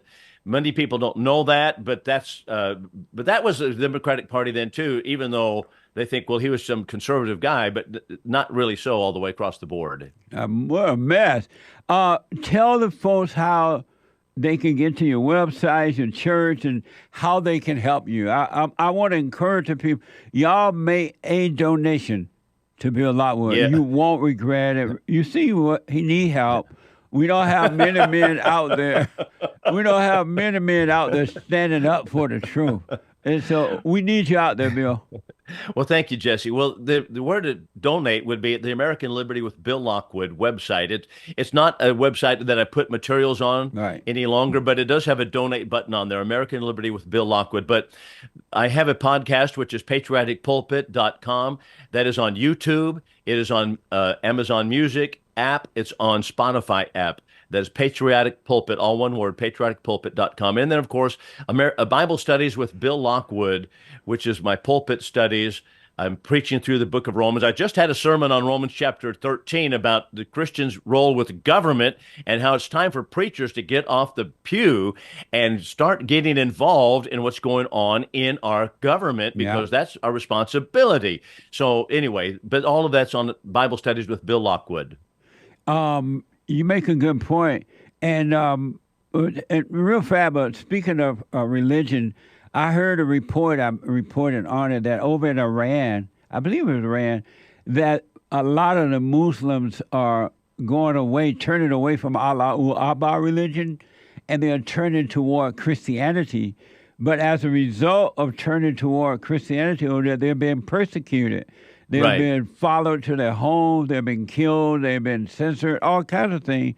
And I don't hear a lot of people talking about that over here. People, because we have, in this country, we have whitewashed the entire Islamic teaching. We don't want to talk about it. We don't want to hear about it. We just have it's the same thing regarding socialism. The mainstream media has covered for it, including George W. Bush. He just covered for it after 9/11. It's amazing, but that's what's happening. But that is Islam. If you convert, then you have a death sentence against you. And that's the truth. And that's the same reason they killed Jews, the same reason Muhammad said that. That's himself saying that. That's not only that is himself. That's Sharia law. That's amazing. Yeah. One person want to say hello to you before you leave. You have time? Sure. Who would that be? Your friend and my friend Maze. I love Maze. From Ohio. I need to go and meet her someday. Nobody has ever seen her. Oh, well, I wonder if she's an AI. Maze, good morning. You're on with Bill Lockwood. Good morning, Jesse and Lockwood the Heathen. Hey, Bill. Hey, how are you doing? She said Lockwood. She said Lockwood Heathen. I thought she said that. I thought. That's not very friendly, Maze. Well, you got this just like really. But I have a question for Lockwood. Okay. Do you love your country more than you do your party? Certainly so. Well, you always talk about the Constitution and all those things, and you don't talk about the way that the Constitution is supposed to be, and the people that's trying to run the country, and the ones that doing different things to the country, and how they want to change the country into the way that they want it, that it used to be. You don't come out with stuff like that. So if you love your country, why don't you have a conversation about your country and how you love it and what you're supposed to do in a civic way? If you took civics, give them a lesson on that. Okay, well, I'll start right and, here. And do you love your Bible more than you do your spiritual God? I do. Well, you always talk about the chapters in the Bible. But I tell people those things in the Bible. Maybe because of time. Let them respond to the civic lesson first. Okay. Well, sure. Certainly I love our country. That's why I want to go back to the Constitution. And we'll start with the Bill of Rights, and that is the First Amendment. And by the way, the Bill of Rights have two basic principles of them. Number one, it's a list of prohibitions against the federal government. The federal government cannot do this, cannot do that. And it includes freedom of speech and freedom of religion, and the federal government cannot. It's a list of prohibitions. Number two, the federal government is not to be the watchdog over these things. That's why, regarding whether it be the vaccine shots or whether it be information such as the Joe Biden and Barack Obama want to curtail the information flowing to you, Mays, I say absolutely not. The Constitution tells us the federal government stay out. Well, can I answer you? You got a right, Jesse got to act. So when you get Jesse the same rights you got, then you can talk. Okay? So with that, you have a good time until the next time I hear your voice. What does that mean? He got a right, but I have an act. You got to act. What's they got to act what they got to vote on every year. He has a right to vote. You don't until y'all stand the man to man. That's what I'm trying to say. I do have a right to vote. I vote every year. You have a Civil Rights Act. He don't. What is he talking about, Bill? He knows what I'm talking about. Since he always talk about if he love his country more than he do his party, tell him to work on it. What does he mean, Bill? So you can get rid of the act for you and have the same rights he has. She said I don't have a right to vote. I said you don't have the same rights he got. That's not what I said. You got a act that they have to vote on every 25 years. Let Bill respond, May. Hold on. I'm not even quite sure how to respond to that. I know you can't. Yeah, I don't know what to say on that. What do you mean you don't have a right? I don't. Anyway. Y'all have a blessed day. Bill, May, what do you mean I don't have the right? I don't. Yeah. What do you mean by that? If you can explain. You got to act, Civil Rights Act, and he got a right, and you don't. So if he work on changing it, then he can say that God touched him and he did something great. Do you vote? Do you vote, Mace? Yes, I do. and you have a right to vote. But the Congress don't have to have a vote on it every 25 years for Lockwood, but they have to vote on it for us every 25 years, so we can I think what Mays may be responding to, I guess at some point the blacks can vote, and so they pass. No, they can take it. If they don't vote on it in 25 years, you don't have it anymore, so you can't even vote at all. Oh, well, the Voting Rights Act. That's what I'm saying. So, Yeah. Bill, work on that for us, okay? Have a good one. Thank you, Mays. Good to hear from you, Mays. All right. Bill, one last thing. RFK's wife came out against him or disagreeing with him for supporting Trump, too. Isn't that room for the voice? Is that what? A room, he can get rid of her now, right? He could voice her for coming out of... His wife? Yeah. I say that shows who's head of the family. That's good. I like that. Who's head of his family. No, but she came out against him for supporting Trump. Right? Well, he I says, see what you're saying. He did, right. Because most men would say, "Oh, okay, honey." That's right. That is a good point, Bill. I didn't see it that way. There's a man's man. All right. Last time, the people can support you how? So it's American Liberty with BillLockwood.com. Amazing. Yeah. Thank you, Bill. Jesse. And All good right. to see you, buddy. All right. Lord bless you. Bye-bye. You too. Thank you. Bill Lockwood, folks. Amazing. Brian out of Nashville, Tennessee. Brian, welcome to the show. You're on the air. What's up, my man? How you doing? All is well, Brian. Thanks for calling. Yeah, I'm from a little town 90 minutes outside of Alabama. I think you said you're from there. Sweet home Alabama. How in the world you stayed out there? Are you out west? How in the world you stay out there? I don't know how you do it. The Lord. But anyway, Lord have mercy. I visited out there before. I couldn't handle it. It's a mess. Anyway, hey, listen to this. I started dating this girl about a year ago, and everything was cool. She's a big girl now. She got broad shoulders. That's setting us up for this next part. And everything was cool. And in the past, I don't know, 3 or 4 months, when we get in arguments, she started thinking she's gonna ball her fist up on me and rear her back and jack me. Well, I can't hit her back, and I can't call the police on her. Why and not? Then we live together. I ain't calling the police on her. Why Lord have not? mercy. She ain't hitting me that hard, but she's gotten to the. Once I've started hitting you, I can't stop. Right, because it's on all to get worse, and eventually you will have to hit back, and she's going to call the police on you, and your life That's will right. be ruined. Well, I don't understand. Why won't you call the police on her? Well, I don't want to get all that started. And she's a great person. The thing about this, she's There's a good nothing person. great about her. Yeah. Well, maybe I'm just insecure. I don't know. But she, once she started this mess, she can't stop. I can't stop. Now, you push me, I'm going to knock it. So I'm trying to figure out how to exit the relationship, but I don't want to either because 99% of the time it's okay. It's okay until she starts this hitting thing. And, we live in the same spot and all that stuff. So I'd have to, but I mean, I'm not a beta, but I'm not a woman beater. You know what I'm saying? It's just complicated, but How I'm old always are you? entertained by, how old am I? Yeah. 48. Wow. And how old is she? 38. And, I've been through a lot. She just, I don't know. And so your question for me is what? Just, what would you do? Just, if you had nowhere else to go right now, I found we moved in, rushed the relationship. Is it and all your that place stuff. or hers? Both, mine, hers. We both share an apartment here in Nashville. So why don't you just move out and start working on yourself, because this relationship is not meant to be. That's true. So why don't you just move out? I guess I'm going to have to. No, I'm asking, why don't you? Why haven't you? Financial. You can't afford it? No, right now. You don't have a job? But we split everything right down the middle. But so you cannot afford to get your own place?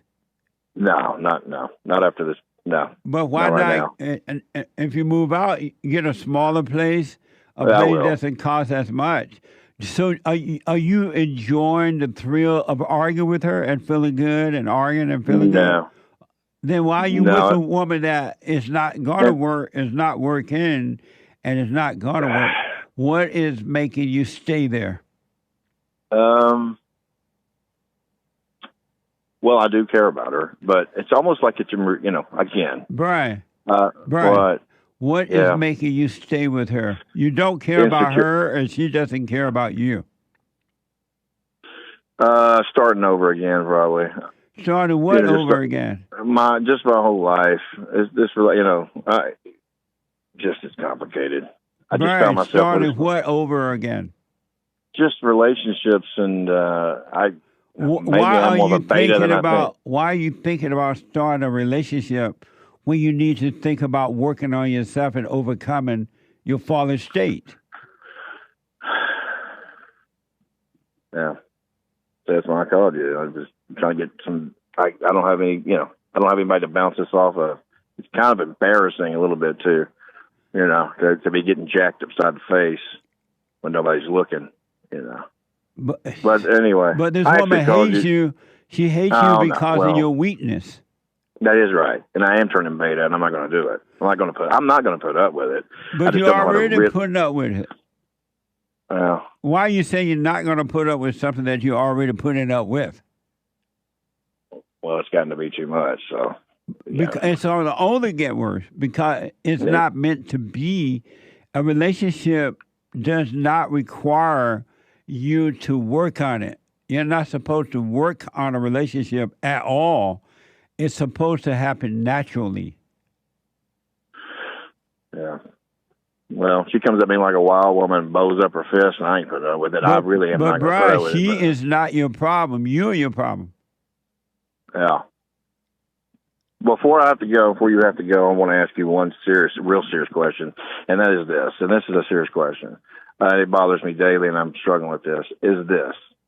I was raised a Church of Christ out here in the South. You probably know what that means. And they did not teach any grace with God. They taught only fear. And I am battling alcoholism, and I'm afraid that someday it's going to, whatever, that's another issue. But do you believe, and I'm going to hang up and let you tell me, I'll listen off air because I don't want to wear you out, but do you believe when God warns of hell that it is a flame burning eternity? Or do you think that that's a metaphor for separation? Because I've heard that my entire life. Because if a man lives 100 years, you want me to tell you what hell is? Well, I'm talking about the afterlife. I'm talking about the penalty for our sin. That's what I'm talking about too. You want me to tell you what hell is?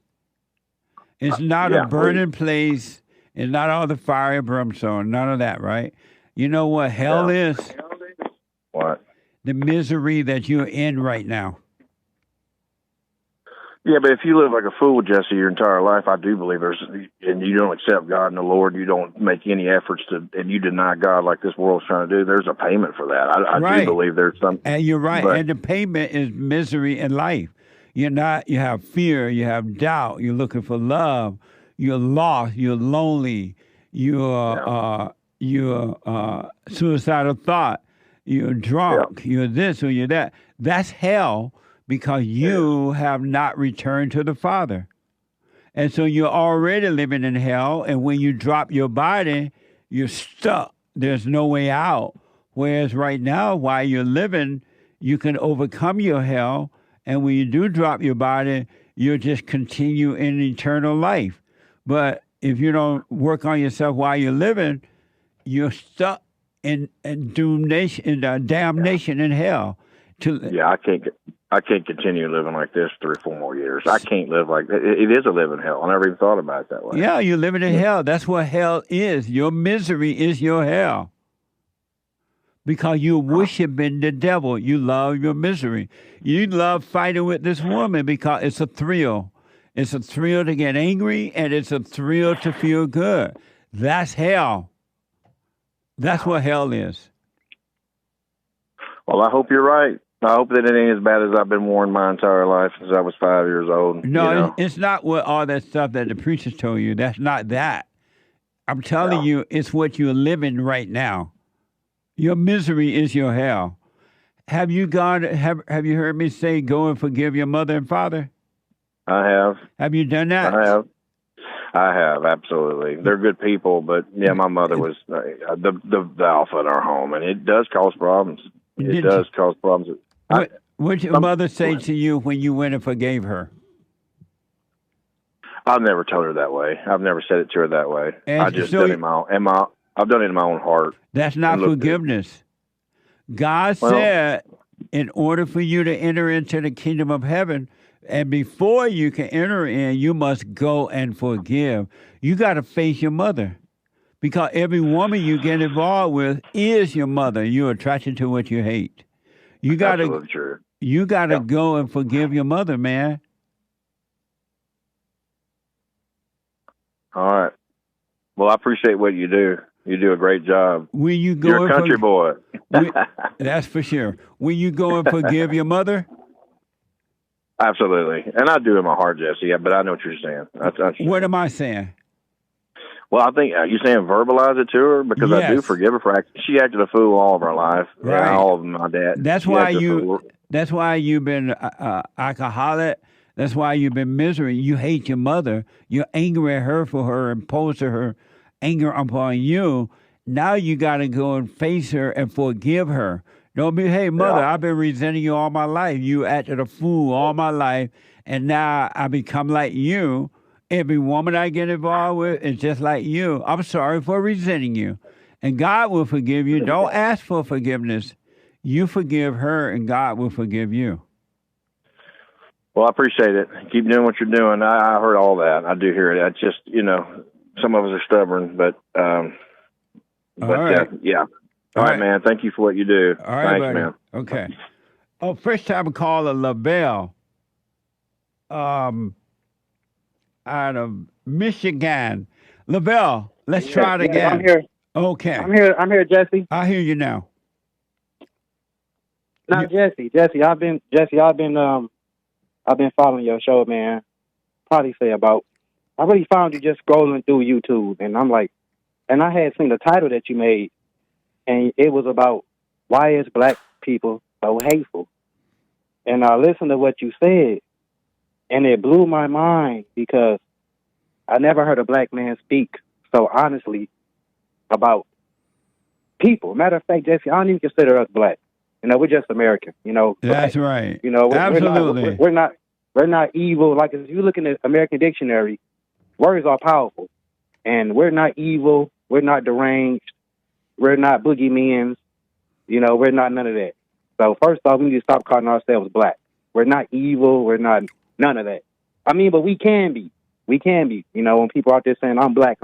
Yeah. They don't know what they're saying. Yeah. But Jesse, I just want to tell you, thank you, man, for putting that out there.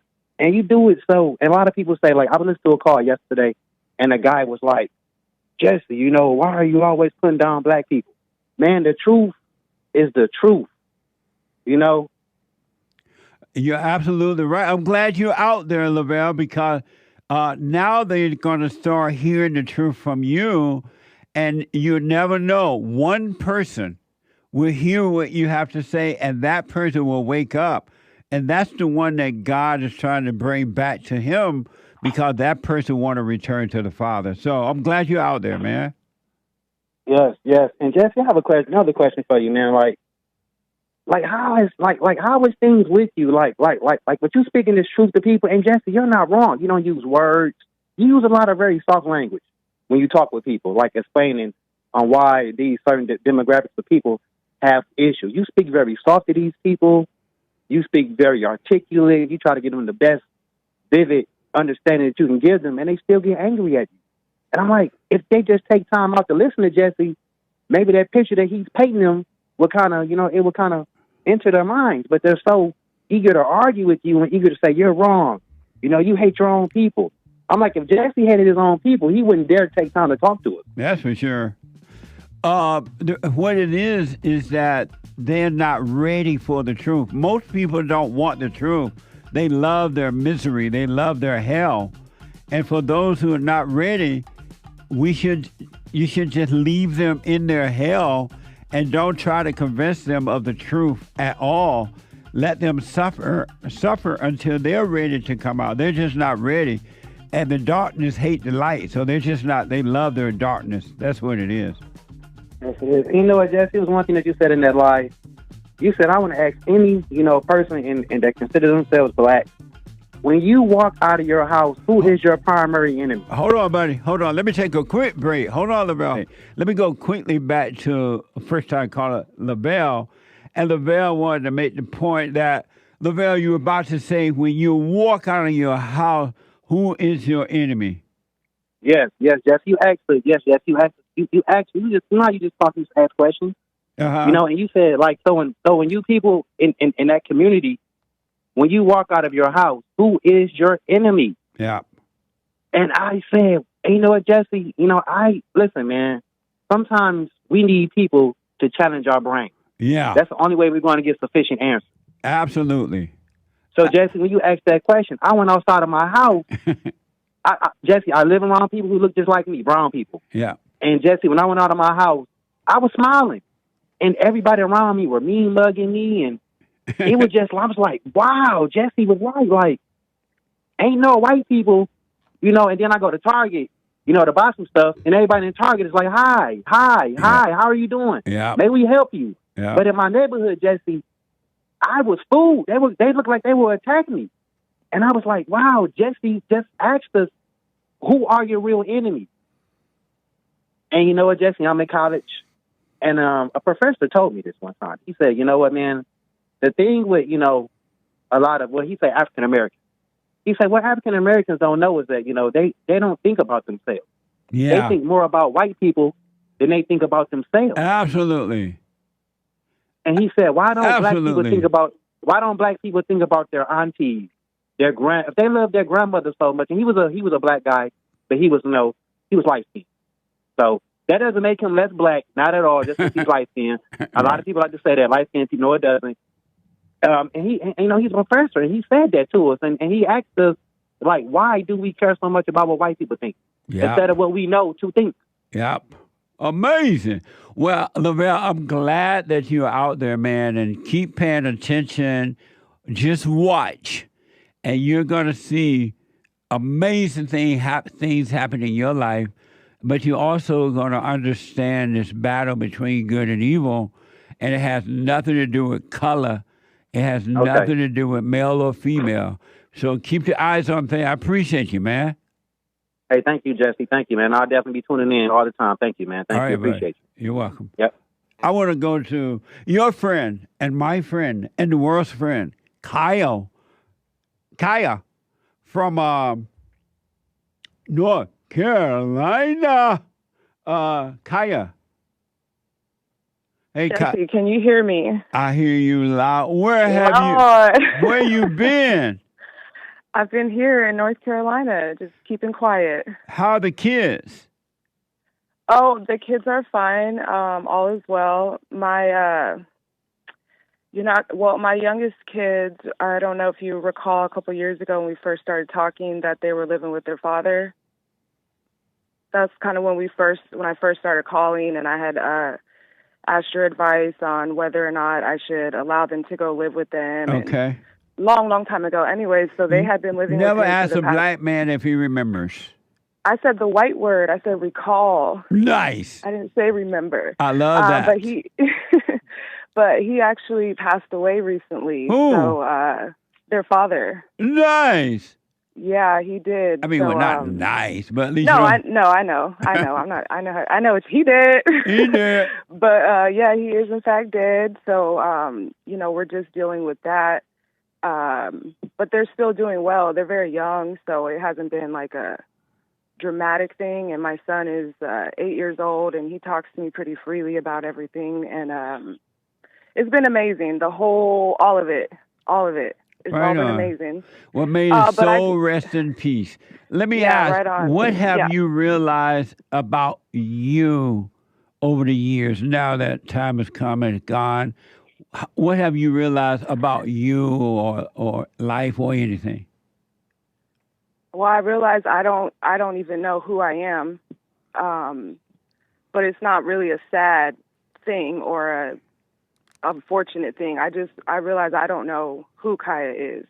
Yeah. I see glimpses of who I probably started off to be and who my father is in me, but throughout the years, that's been the main thing I see. And what I do see in me is wicked. It's so wicked that it's like alarming. It's so wicked that you try to find the good, and then even in trying to look at what's good about you, even that is wicked. That's right, so, because you're never going to find the good, so stop looking for the good.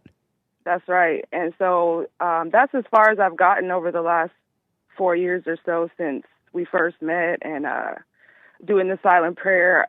Any time I have like fallen off, or maybe not even fallen off, but not been committed to it, the stillness is so hard to find in the real life moments. When you're at work or when you're dealing with people, it's hard to be still when you haven't been being still on your own. That's what I've seen about myself. If I don't practice stillness and being quiet, I can't actually do it in life. It's kind of like what Joel was saying. I'm sorry, go ahead. No, finish your point. Joel was saying the other day on one of his shows, I caught a couple minutes, and he kind of said something about it's easy to believe you're overcoming and you're this and you're that when you're not really in situations where life is happening.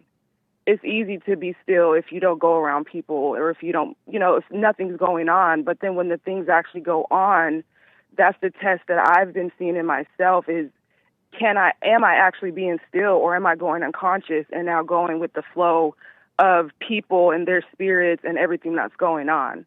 That's what I've been watching more and more in myself, and just seeing really how evil I am and how I don't know who's making me be these other versions of me that I know aren't me, also while knowing I don't know who I really am. And so Joel Fried, the TV folks, she's referring to Joel. He's here Monday through Friday at 11 a.m. Pacific time. He black. So check out Joel Fried, the TV. So are you saying that there are times when you don't be still? You don't do the prayer, the silent prayer? No, it's not that I don't do it, but there's times that I'm not doing it. It's like a abbreviated version. What do you mean by that? Like, okay, when I first wake up in the morning, there may be 5 minutes where I haven't fully woken up and I'm watching thoughts, but I'm not really allowing myself to go into the prayer and just stay there. It's like it's rushed. Oh. Right? That's what I'm saying. I've never stopped doing it since I started. I've never stopped doing it. But I see that there are times when doing the silent prayer, I will allow the thoughts to be too much or don't want to watch them anymore. So instead of continuing to watch them, I'll just stop. Amazing. And so that's what I mean. Okay. What? That's what I mean. Yeah, I mean, that's been the gradual process for me. And when I notice that I've been that way is when I see myself tripping in the world. Yep. And that's the truth that I have to tell myself is, well, you haven't really been being still. Yeah. Or really doing, it's not that I'm not doing it, but it's like that lukewarmness, that half-heartedness. I'm doing it enough to say, oh, yeah, I did it. But so when I come out of that... Mm-hmm. You haven't had enough pain to really commit to seeking first? You need more pain? I don't know. I only just now am realizing what it means to love your hell. Like, I thought I knew what it meant before. Yeah. But especially after, the passing of my ex-husband and everything, and how those thoughts were such a whirlwind that I was almost willing to participate in the thought instead of watching them. Yeah. And just other situations in life, whether it's work or my personal life or whatever, when I really look at what I allowed the thoughts to do, that's when I start to see like, oh, there is something in me. It's dying, but there's something in me that does still identify with the pain of these thoughts. Amazing. Well, so have I had enough of it? Yes, but, I haven't been able to just drop it. No. Well, No. You know what? Don't judge yourself. Just go back to it. That's all. And realize, you know what? I got to become present again and just come back to it, because every day is a new day. Every day is a new. So you always have a new day. So no big deal. Just come back to it.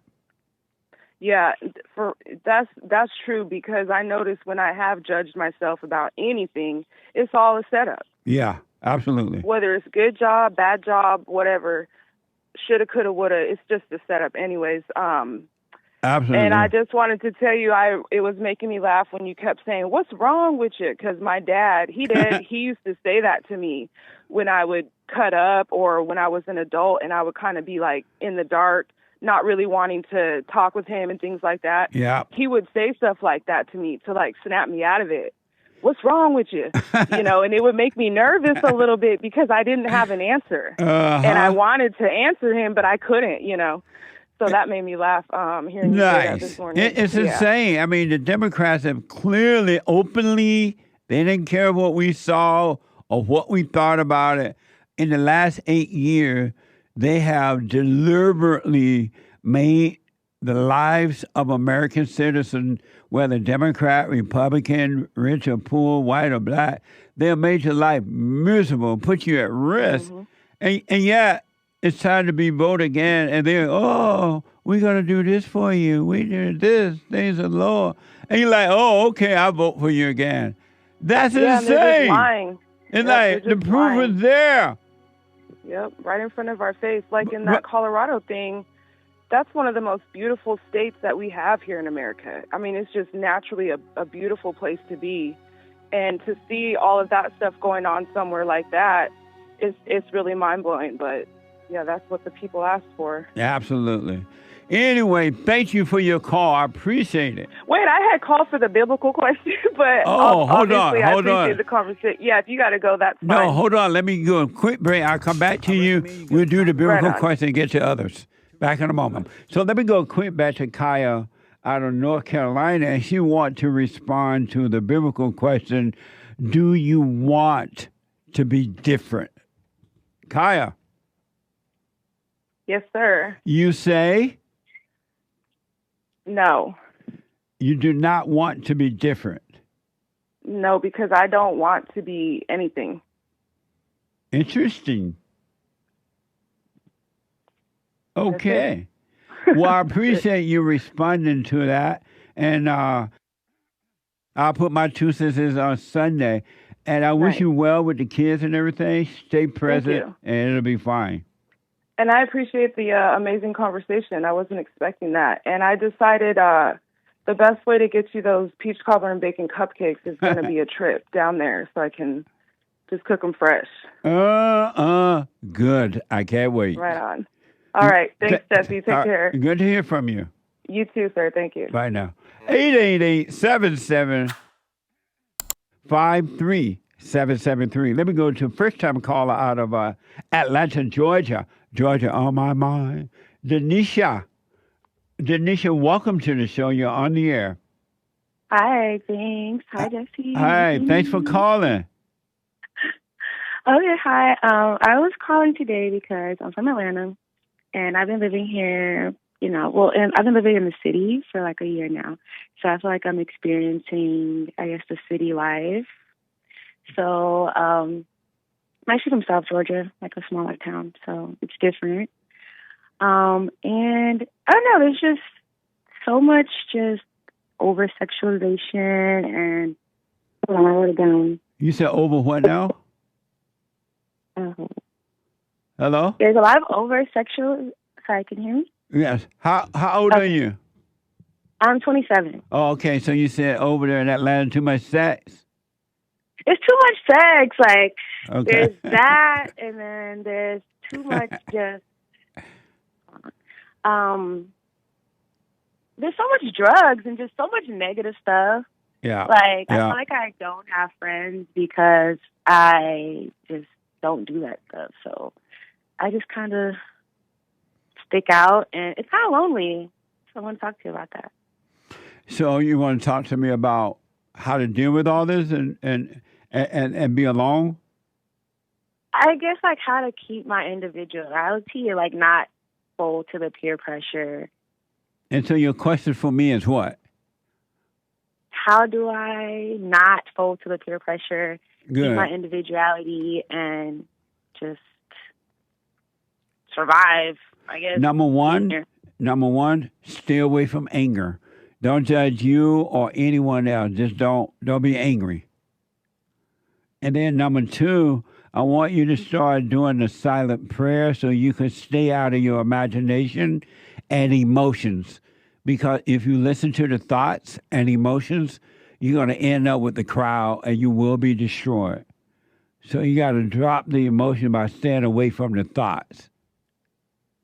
Because you're going to get the thoughts, and the thought going to tell you, oh, you're not fitting in.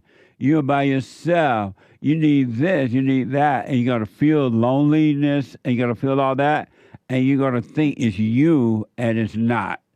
So you got to stay away from the thoughts. Right. And then that's another thing. Like, sometimes I feel like when I meet someone, I try to, like, talk to them, and maybe I may share, like, my perspective, which is similar to yours. And I feel like they're like, oh, you're a coon, you're a conservative, you're voting for Trump. Like, they try to, like, kind of, like, insult me by, like, saying that stuff, and they just make me feel even more different. So I'm like, should I just be quiet? But yeah. I get, like, I'm okay, like, not sitting in and being alone. Like, I do it all the time, but sometimes it's like, dang, I would like similar friends with similar interests as mine. I promise you this, without a doubt. If you do the silent prayer and watch those thoughts, and never, but never, ever try to fit in with the world, period. Don't try to fit in with anyone, any group, or anything. But if you just watch those thoughts and live your life moment to moment, moment by moment, God will add unto you. You will find yourself having friends around you that are in the right way, and they can understand where you're coming from. You will understand them. It will happen, but do not look for that. Because if you look for friends, or if you look for this, you're going to always end up with the wrong person and wrong situation. So don't look for it. And when you feel lonely, just know that that's just a thought. It's not you at all. It's impossible for the real you to be lonely. It's the fake you, which are evil spirits, that's making you feel like you're lonely. And when the people attack you because you're a quote-unquote conservative, don't take it personal. They cannot see. Do not get angry at them. There's never a reason to be angry. So don't get angry. And if you need to move on away from them, you move on and just live your life on a day-by-day, moment-by-moment basis, and you'll be fine. Okay, that's great advice. Thank you so much.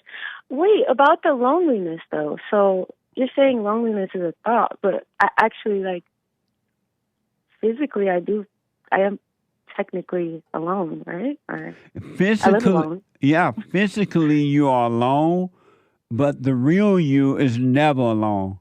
It's the fake you that makes you think you're alone. You have thoughts about, oh, I'm all by myself. I'm a conservative. I'm from a small town. I have no one to love and no one love me. And so you get those thoughts, and then you start feeling a feeling of loneliness. That's not you. Don't fall for that. Let that pass. Okay. So the real me has who? Like, who's the real me? Or like, when the fake you disappear, and it will, if you do what I'm telling you to do. If the fake you're not your thoughts, you're not your feelings, you're not your body. You're not the up and down emotions. You're none of those things. And when the real you disappear, and it will, when the fake you disappear, and it will, the real you will appear. Then you will know you. Because you already know you, but you just forgot. When you became angry, you forgot who you were, and you're only now familiar with the false you. But the real you will appear when the false you disappear. You're not your body, you're not your thoughts, you're not your feelings. okay. So isn't it like, sorry? So what?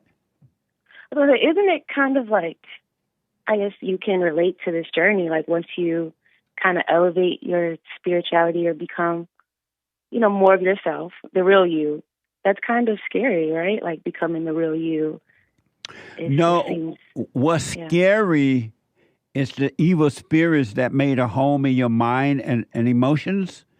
They are afraid of you discovering that you're not this fake person, and they have to leave you. They will be taken away from you, and they have the fear. That's what's scary, but it feels like you are scary.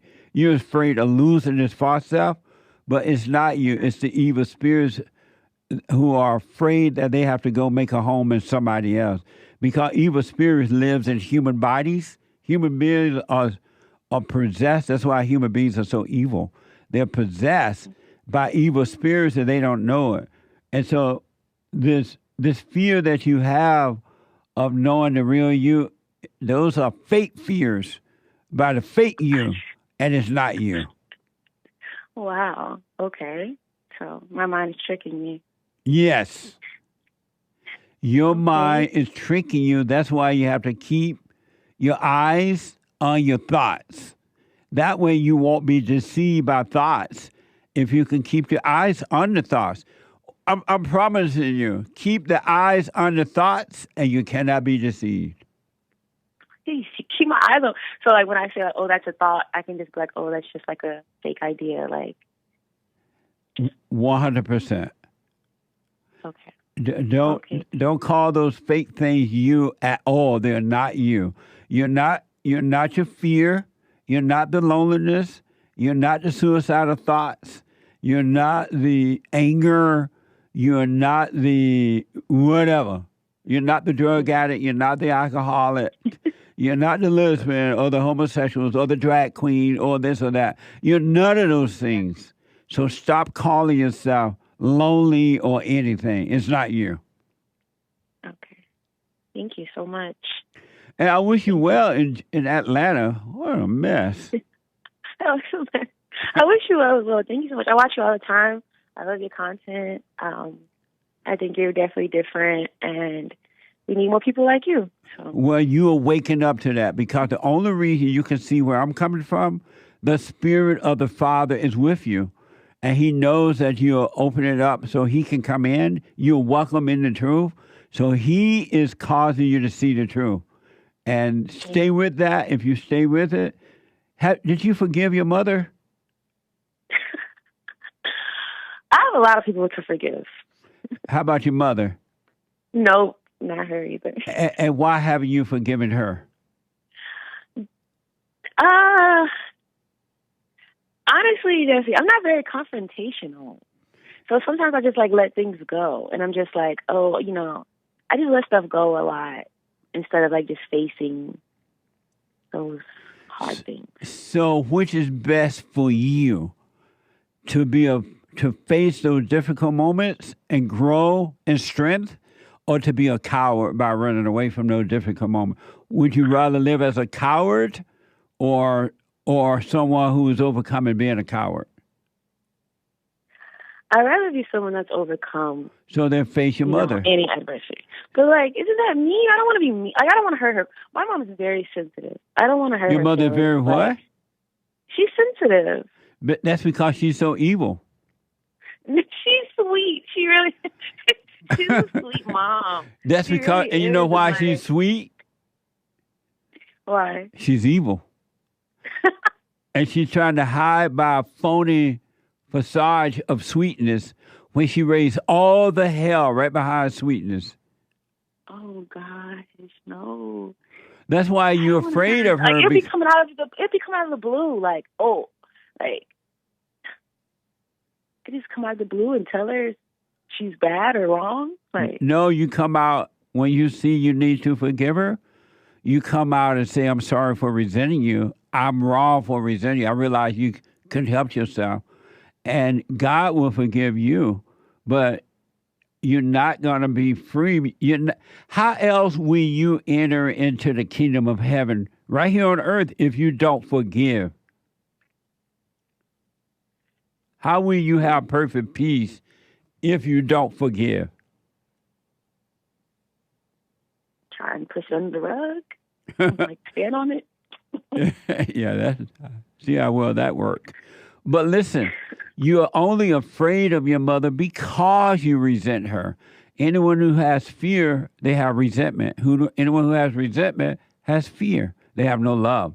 You got to face your mother shaking in your boots and have no expectation from her. And God will forgive you when you forgive her. I'm gonna let you know how that goes. Are you going to do it? I would like to. I would like to. But what's stopping you?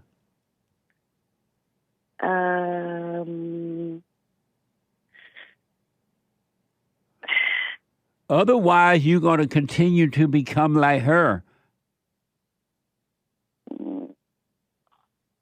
So a phone conversation, it's okay to do it over the phone. What? It's okay to do it, like tell it over the phone. Can you do it by FaceTime? I could try. Yeah, do FaceTime if you can't go home to tell her. Because if possible, you want to be looking at her so you can shake in fear. You want right. You want to be shaking and you want to have overwhelming fear. You want the fear to be so heavy you can hardly stand. And then the Father will save you. Because fear is evil and fear is of your father, the devil. And God is trying to save you from the fear. But you got to feel it so he can come in and save you from it. She's not a scary mom. Like, I'm not afraid to, like, talk to her. Well, then forgive her. I would be then. afraid to hurt her feelings. Like, feelings are evil. Why would you want to protect evil? Well, she doesn't know that. But you do. So I'm supposed to, like, give her a lesson? Like, after I tell her, like, oh, the way you feel, Mom, is like... No. You're supposed to forgive her and go live your life and leave her right in her hell. Oh, that is so mean. Like, is that not mean? How's that mean? That's what love is. When you can leave adults in their misery and don't judge them, don't be angry at them, you love them. You're showing them love. But when you try to bring someone out of their misery, you're showing them hate. You're saying that I hate you. You're playing God. Okay. And why don't you get your father to help you deal with your mother? My mom and dad aren't together, and that's a whole nother story. My dad is another story. And long story short, what's that story? Long story short, I kind of am, like, not feeling him right now because, I don't know, I, like, judge him a little bit, like, based on his choices. I know I shouldn't, but that's why. And how will you ever love God as long as you judge your father? That's the problem. Like, it's definitely a problem. So why don't you talk to him and forgive him as well? Because I don't mind forgiving him. Like, he's not. I don't mind hurting his feelings because his feelings won't be hurt. His feelings won't get hurt, but like my mom's will. Right. I want you to know the feelings that you're trying to protect are evil. You're keeping your mother in hell trying to protect her feelings. Those are not her feelings. Those are the feelings of evil. And the only reason she has those feelings because she has not overcome either. Yeah, maybe, yeah. So listen, I'm going to have to run, but forgive your mother. I want to encourage you to forgive your mother and your father. Otherwise, Atlanta will chew you up and spit you out. Okay, see, I don't want that. So I'm going to call you back and I'll update you. All right. And do the silent prayer. I will. Thank you so much. All right. Okay, bye-bye. Bye now. Let me go to Sweden and talk to Philip. Philip, welcome to the show. You're on the air. Hi, Izzy. How are you doing? All is well, Philip. Thanks for calling. Thanks for letting me on. You know, I listen to you on and off, but you keep following me, you know, in my life in this journey, and it's really refreshing to have some I've heard some other callers say, have some Jesse, even though, Well, we shouldn't have. Heard around the world by everybody and their mama. Yeah. Well, I just want to let you know I appreciate you. That's basically Thank you, what man. I say. And Thank my you. question is, so I thought about this. I've never heard you talk about it. So anyone ask you, if you could go back in time, I know you don't do apes, but let's say you go back in time, you see your 18-year-old self. Would you approach yourself and give it advice, or would you even approach yourself? Would you let yourself suffer? What would you do in that case? That's an interesting question. I don't know, and I wouldn't know until something like that would happen, because the one thing I know for sure and without a doubt, I never know what I'm going to do until it happens. And so I can't even make up something because I wouldn't know. I understand. But that's an interesting question, man. I never thought of that before. Yeah. Maybe it's a more of a intellectual kind of, Yeah. Just it doesn't really, it doesn't really matter the answer, but maybe it's more of a ego thing to. It's fun to think about. I understand.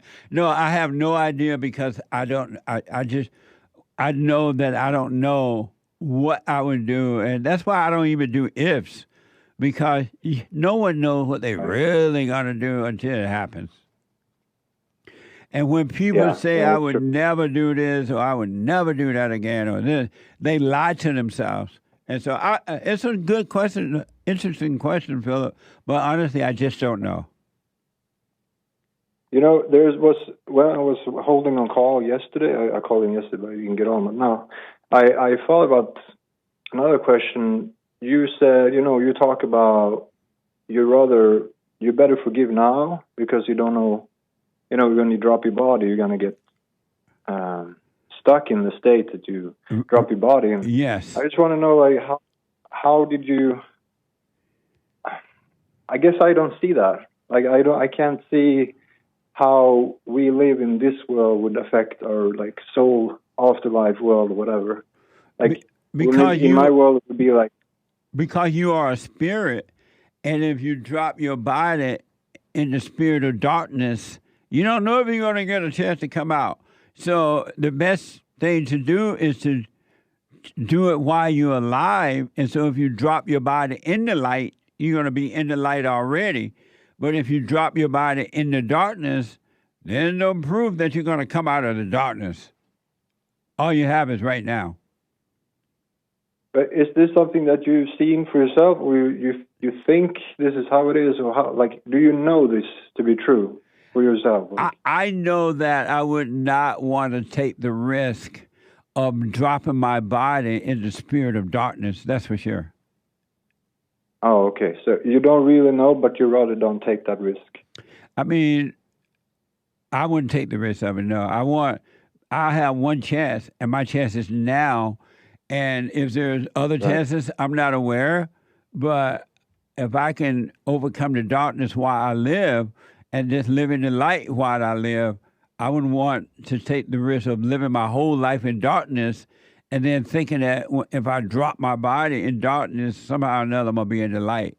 I wouldn't take the risk. In one sense, to me, this seems kind of unfair because...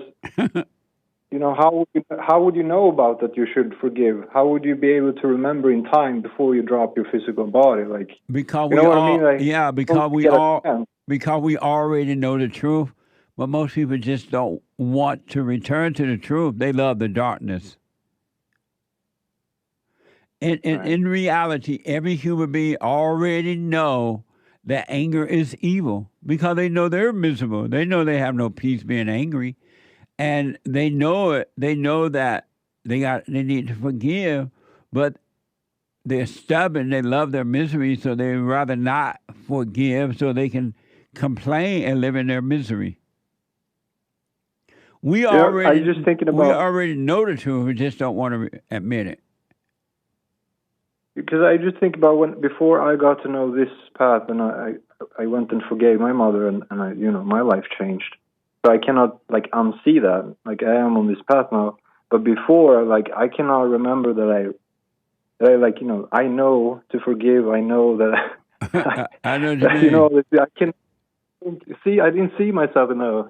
But you knew something was wrong though, even though you right. But I didn't know. Go ahead. Well, I didn't know it was evil or like that it was that bad. You're right. I had a sense, but I couldn't. I was like still in the dark. I was like I could have went anywhere. I could have went, down a cliff. I have no idea. Right. So it's like really lucky for me. But you knew something was wrong. That's why you were looking. You were searching for something. You didn't know what you were searching for, but you were searching for something. Right. Every human being has that, but most won't go toward that. But I still, people ask me sometimes, like, how did you get to there? It's funny, a lot of things that you talk about. That's why I keep listening to you, because I just recognize so many things you talk about. Without you knowing me, you just talk about my life, basically. Yes, absolutely. And so other things, I just keep living on this path, and sometimes I encounter people who are like also searching, and they see something, just like you say, they see something in you, you're an example, and they ask you like, what are you doing? How are you doing that? And I tell them, or a lot of questions is like, how did you get to that place? And I really cannot answer that. Like, I don't know, other than that I came to this insight that I need to go and forgive. Absolutely. But I cannot I can't teach them. They have to come up. It has to come from within their heart themselves. And so what I say, it doesn't really matter in a sense if they can't see it. That is beautiful, man. And that's why I tell people, when you wake up, don't go out there and start teaching. Don't be thinking that you got to be a teacher, because just as the truth reveals itself to you, God will use you to point the way to the truth for the next person, and they'll find it. You don't have to teach them. You don't have to tell them everything. Just tell them what the Father tells you to say and move on, and they'll find it. They'll find it as well. There are a lot of people. I just. I mean, I understand now. It really is that way. That 1 in 1,000 and 2 in 10,000, and most of it. I don't want to give up in a sense of like saying or talking my truth, but in a sense, I see a lot of people, like you say, they don't want to know, so I just leave it be. Hold on, buddy. Hold on. Let me take a quick break. I want to go quickly back to Philip and just finish up with Philip out of Sweden. So, Philip, and just to add, you're right. Don't try to teach. You be an example. And just like Satan control your tongue and to make you think and do the thing you don't want to, God will control you. God will control you, and He will give you the right words to say to the people or person who want to know the truth. It'll happen naturally. Yeah. That's kind of what feeds into my first question there, the hypothetical one with what would you do to approach yourself. Sometimes I see, even with myself too, if I were to answer my own question, I think I would let myself just be, and I did really suffer before I find this, and I think that was a good thing. I mean, not a good thing, but it apparently it helped me, right? In a sense, I think I needed it. So that, because I truly also see that what you say about the human heart is truly evil. Like it's so clear to me, and I see it in myself how it is so wicked. And I mean, that's why the pain probably needed.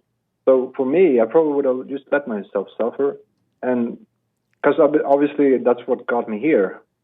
But then there's just one thing with that. It's not exactly the truth, because I see people that suffer all the time and they don't wake up. So it's not the whole answer either.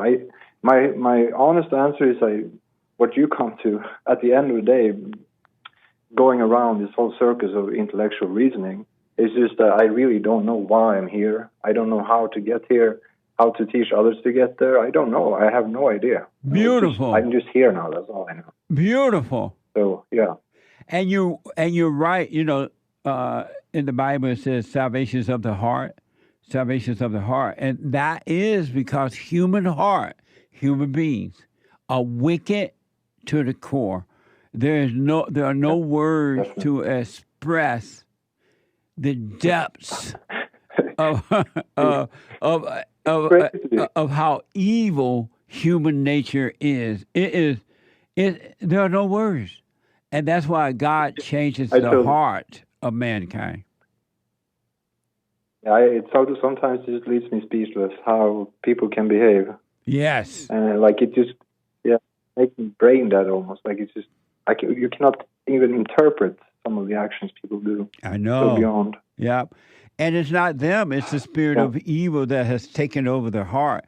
And I hear people say, "Oh, look for the good in people." You can't look for something that's not there. There's no good at all in human nature. Zero. Where are you gonna look? You just feel of everyone I see, they're like possessed. Like I walk around and I see people just so like I see it in their eyes when they walk. Yeah. It's like, you know, when this whole COVID thing happened a few years ago. Yes. I wasn't afraid of some virus. I don't really care about that. But I come from a different background in that sense. Right. But I was more like, I kept an eye on people. Like, how are people going to behave? That's what are they right. going to, you know? It's like a scared herd that's just going to run in panic, you know? Yeah. Well, you know, you just caused me, and then I'm going to have to run here. But I was thinking about how wicked human nature is. Human beings are evil. I was thinking about, because I deal with this a lot, talking to a lot of men, I was thinking about how women hearts are so evil that they can take the man's children away from him and destroy in an attempt to destroy the man and the children. They would literally, because the woman's heart is so evil, she would destroy her own children to try to get back at the father to appease her own ego. Think about that. It's all about ego fulfillment, and it doesn't matter what they do to the children for their own self-gratification. Yeah. That is evil, man. Single mother, I've seen all what you talk about when it comes to women too. Yeah, it's that's also crazy. But ultimately, men are the same. We need to step up. You know. Yes, that's the reason why women are going crazy. So. Well, the reason women are going crazy, it's not that women are going crazy because men are weak. Women are going crazy because they're not overcoming evil. Because if men never woke up, the woman can overcome evil too if she just look at herself and admit that she has it, that she is angry.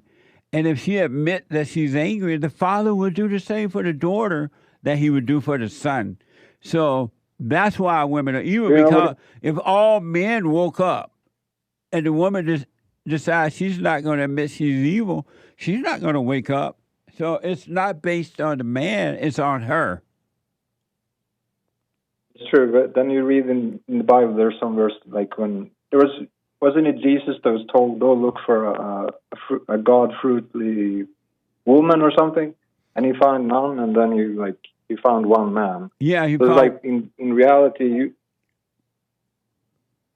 you're gonna find a woman, probably not, but yeah, I see your point. They all have the freedom. Yes, but I just think that if men woke up, we wouldn't have a chance to go crazy. You know, we would just put a stop to They it. definitely will have a better chance, especially if their fathers were awake while raising the children, and he would protect them from the mother. Then the woman would be fine. But I gotta run, Phil. Amazing call, man. I appreciate it. Thank you. Thank you. I really appreciate you, and I keep listening. All right. I will. Thank you, buddy. Yeah. Around the world, it's the same everywhere. Everywhere, it's the same spirit. Evil is evil in every human being. Every human being. There's not one. If you want to be free, you must be born again. Ain't no way around it. Everyone who born of the woman must be born of the Father if you want to be free, if you want to have perfect peace right here on earth. If you want a pure heart, you must return to the Father. Ain't no, you can be Allah, Uaba, Catholic, whatever, until you drop that anger. You're going to suffer. Ain't no way around it. This is Men History Month. This is the last week for it, right? And this is the last week of August. Oh, yeah, this is the last Tomorrow's day. the last day. John Wayne is the Man History Month for this moment. And according to Wikipedia, John Wayne was an award-winning actor, and he starred in 142 motion pictures. Here's a photo of John Wayne, the dog, the man, Bass. A whole bunch of photos. Bass. Bass. They don't make them like that. And that's why he used the word bass. John Wayne portraits. And he, YouTube, NBC, YouTube and BBC in 1987. John Wayne, I forgot what his word is now. That more confused me with it. The Unquiet American The Unquiet American Biography. John Wayne, according to this report, his mother hated him. His father loved him. Watch this. John Wayne was born in 1907 in Iowa, deep in America's Midwest. His autocratic mother never really loved him, giving him a name he was to hate, Marion Morrison. His father moved the family out west when he was 10 to a dirt farm in the Californian desert. His mother favored his younger brother very much over my father. And then she named him Marion, which is very much a feminine name. So in growing up, I think he didn't have the love or attention that he could have gotten from his mother. Then on the other hand, he had to deal with his name and people made fun of him. So I think he had an insecurity in his early years. That's where it started. I tell you, his mother hate the children. Almost always seemed to resent him in some way. His father loved him dearly. And John Wayne was pulled back and forth. The family fights night after night. I tell you, mothers don't love their children. I rest my case. After years of work, the first John Wayne movie flopped, but he kept working. This movie, unfortunately, flopped. And so after this first appearance as a cowboy, he was out of work again. And nowhere to go except to use this cowboy experience in a series of B pictures. Without the B-movie genre, John Wayne has no career. John Wayne would make films in 5 or 6 days, 3 days if necessary. It wasn't unusual to work 16 or 18 hours a day. They were looking for big, strong, rugged men who would work for almost nothing, who would work in deplorable conditions, who could do what they wanted them to do. And John Wayne was a worker. Make it fast, Slippery. This is your last draw. But he'd make 12 movies a year. You'll never handle guns again, Morgan. You have to remember, people are growing up and they're seeing him in their movie theaters almost every month. He becomes another member of the household. Amazing. Another American hero. He never served in World War II, but built his career instead. War confronted Wayne with a momentous decision: fight and risk his newly won fame, or stay at home making movies. He didn't want to leave because he figured, I've waited all this time for my chance. If I go, I won't get it again. And he was making all these excuses in the letter. They're really kind of comic. It's clear he just didn't want to go. He didn't want to give that up. Most of the leading men, some of the biggest names, were gone from Hollywood during the war. Clark Gable was gone. Henry Fonda was gone. Tyrone Power was gone. John Wayne steps into a vacuum. During the war years, I think 15 John Wayne films were released during that period of time. He becomes one of the leading stars. Wayne would always be deeply insecure about his failure to serve.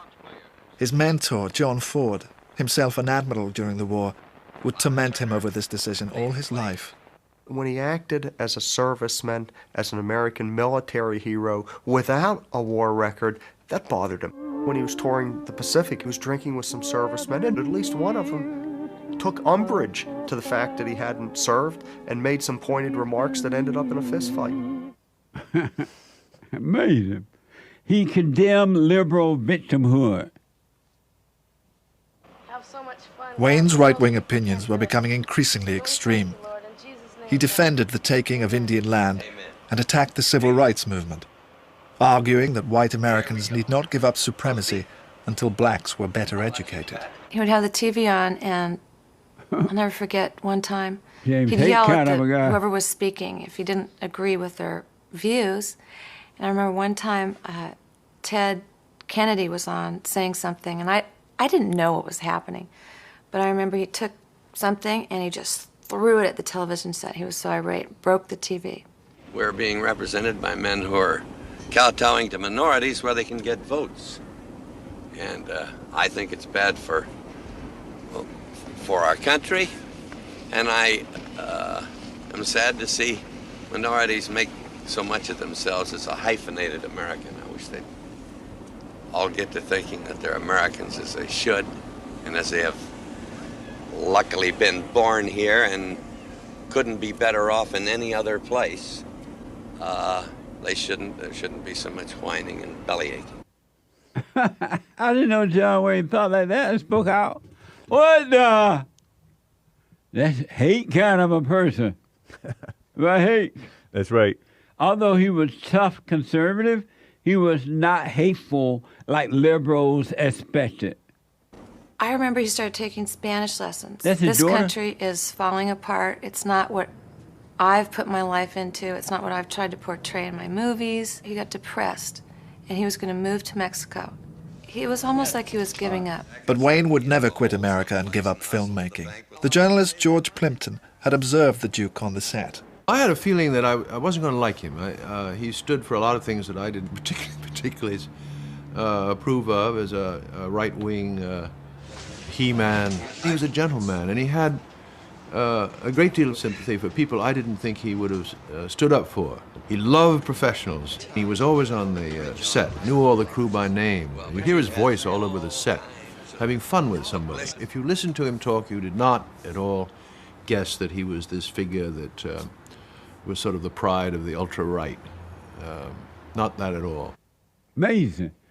Wow, I didn't know John Wayne. I knew he was tough, but I didn't know he was outspoken about the minority. Pilgrim. Huh? Hey, Pilgrim. I'm telling you, Wikipedia, he says that he was married 3 times, divorced twice, and had 7 children. And Haight is telling me that first woman, the speaker, was one of his daughters, I guess. The year he died, 1979, Orange County Airport in California was renamed John Wayne Airport in his honor. John Wayne, you are the Man History Month of the moment. Congratulations. Amazing. Isn't that amazing? Indeed it is. That is so amazing. You got to sacrifice everything, folks. Everything. Everything you think is as important, you got to let it go. It's not important. People, places, or things are not important. You got to let it go. You have to decide if you want to be free or not. Everything you've been taught by the world has been and is a setup. And if you notice, everything you've been taught has done nothing but made you miserable. It has never worked. It will never work. And this journey, you must take alone. You can't take anyone on this journey. And believe me, I promise you, as a living witness, once you start this journey and things start to fall away from your imagination and emotions, and you start to see a little clearer, you're going to be happy that you had to take this journey alone. You can't take the crowd. You can't take your children. You can't take your husband or your wife. You got to travel this road alone. And most people are cowards. They don't want to travel alone. What y'all? But if you want to be free right here on earth, you got to do it.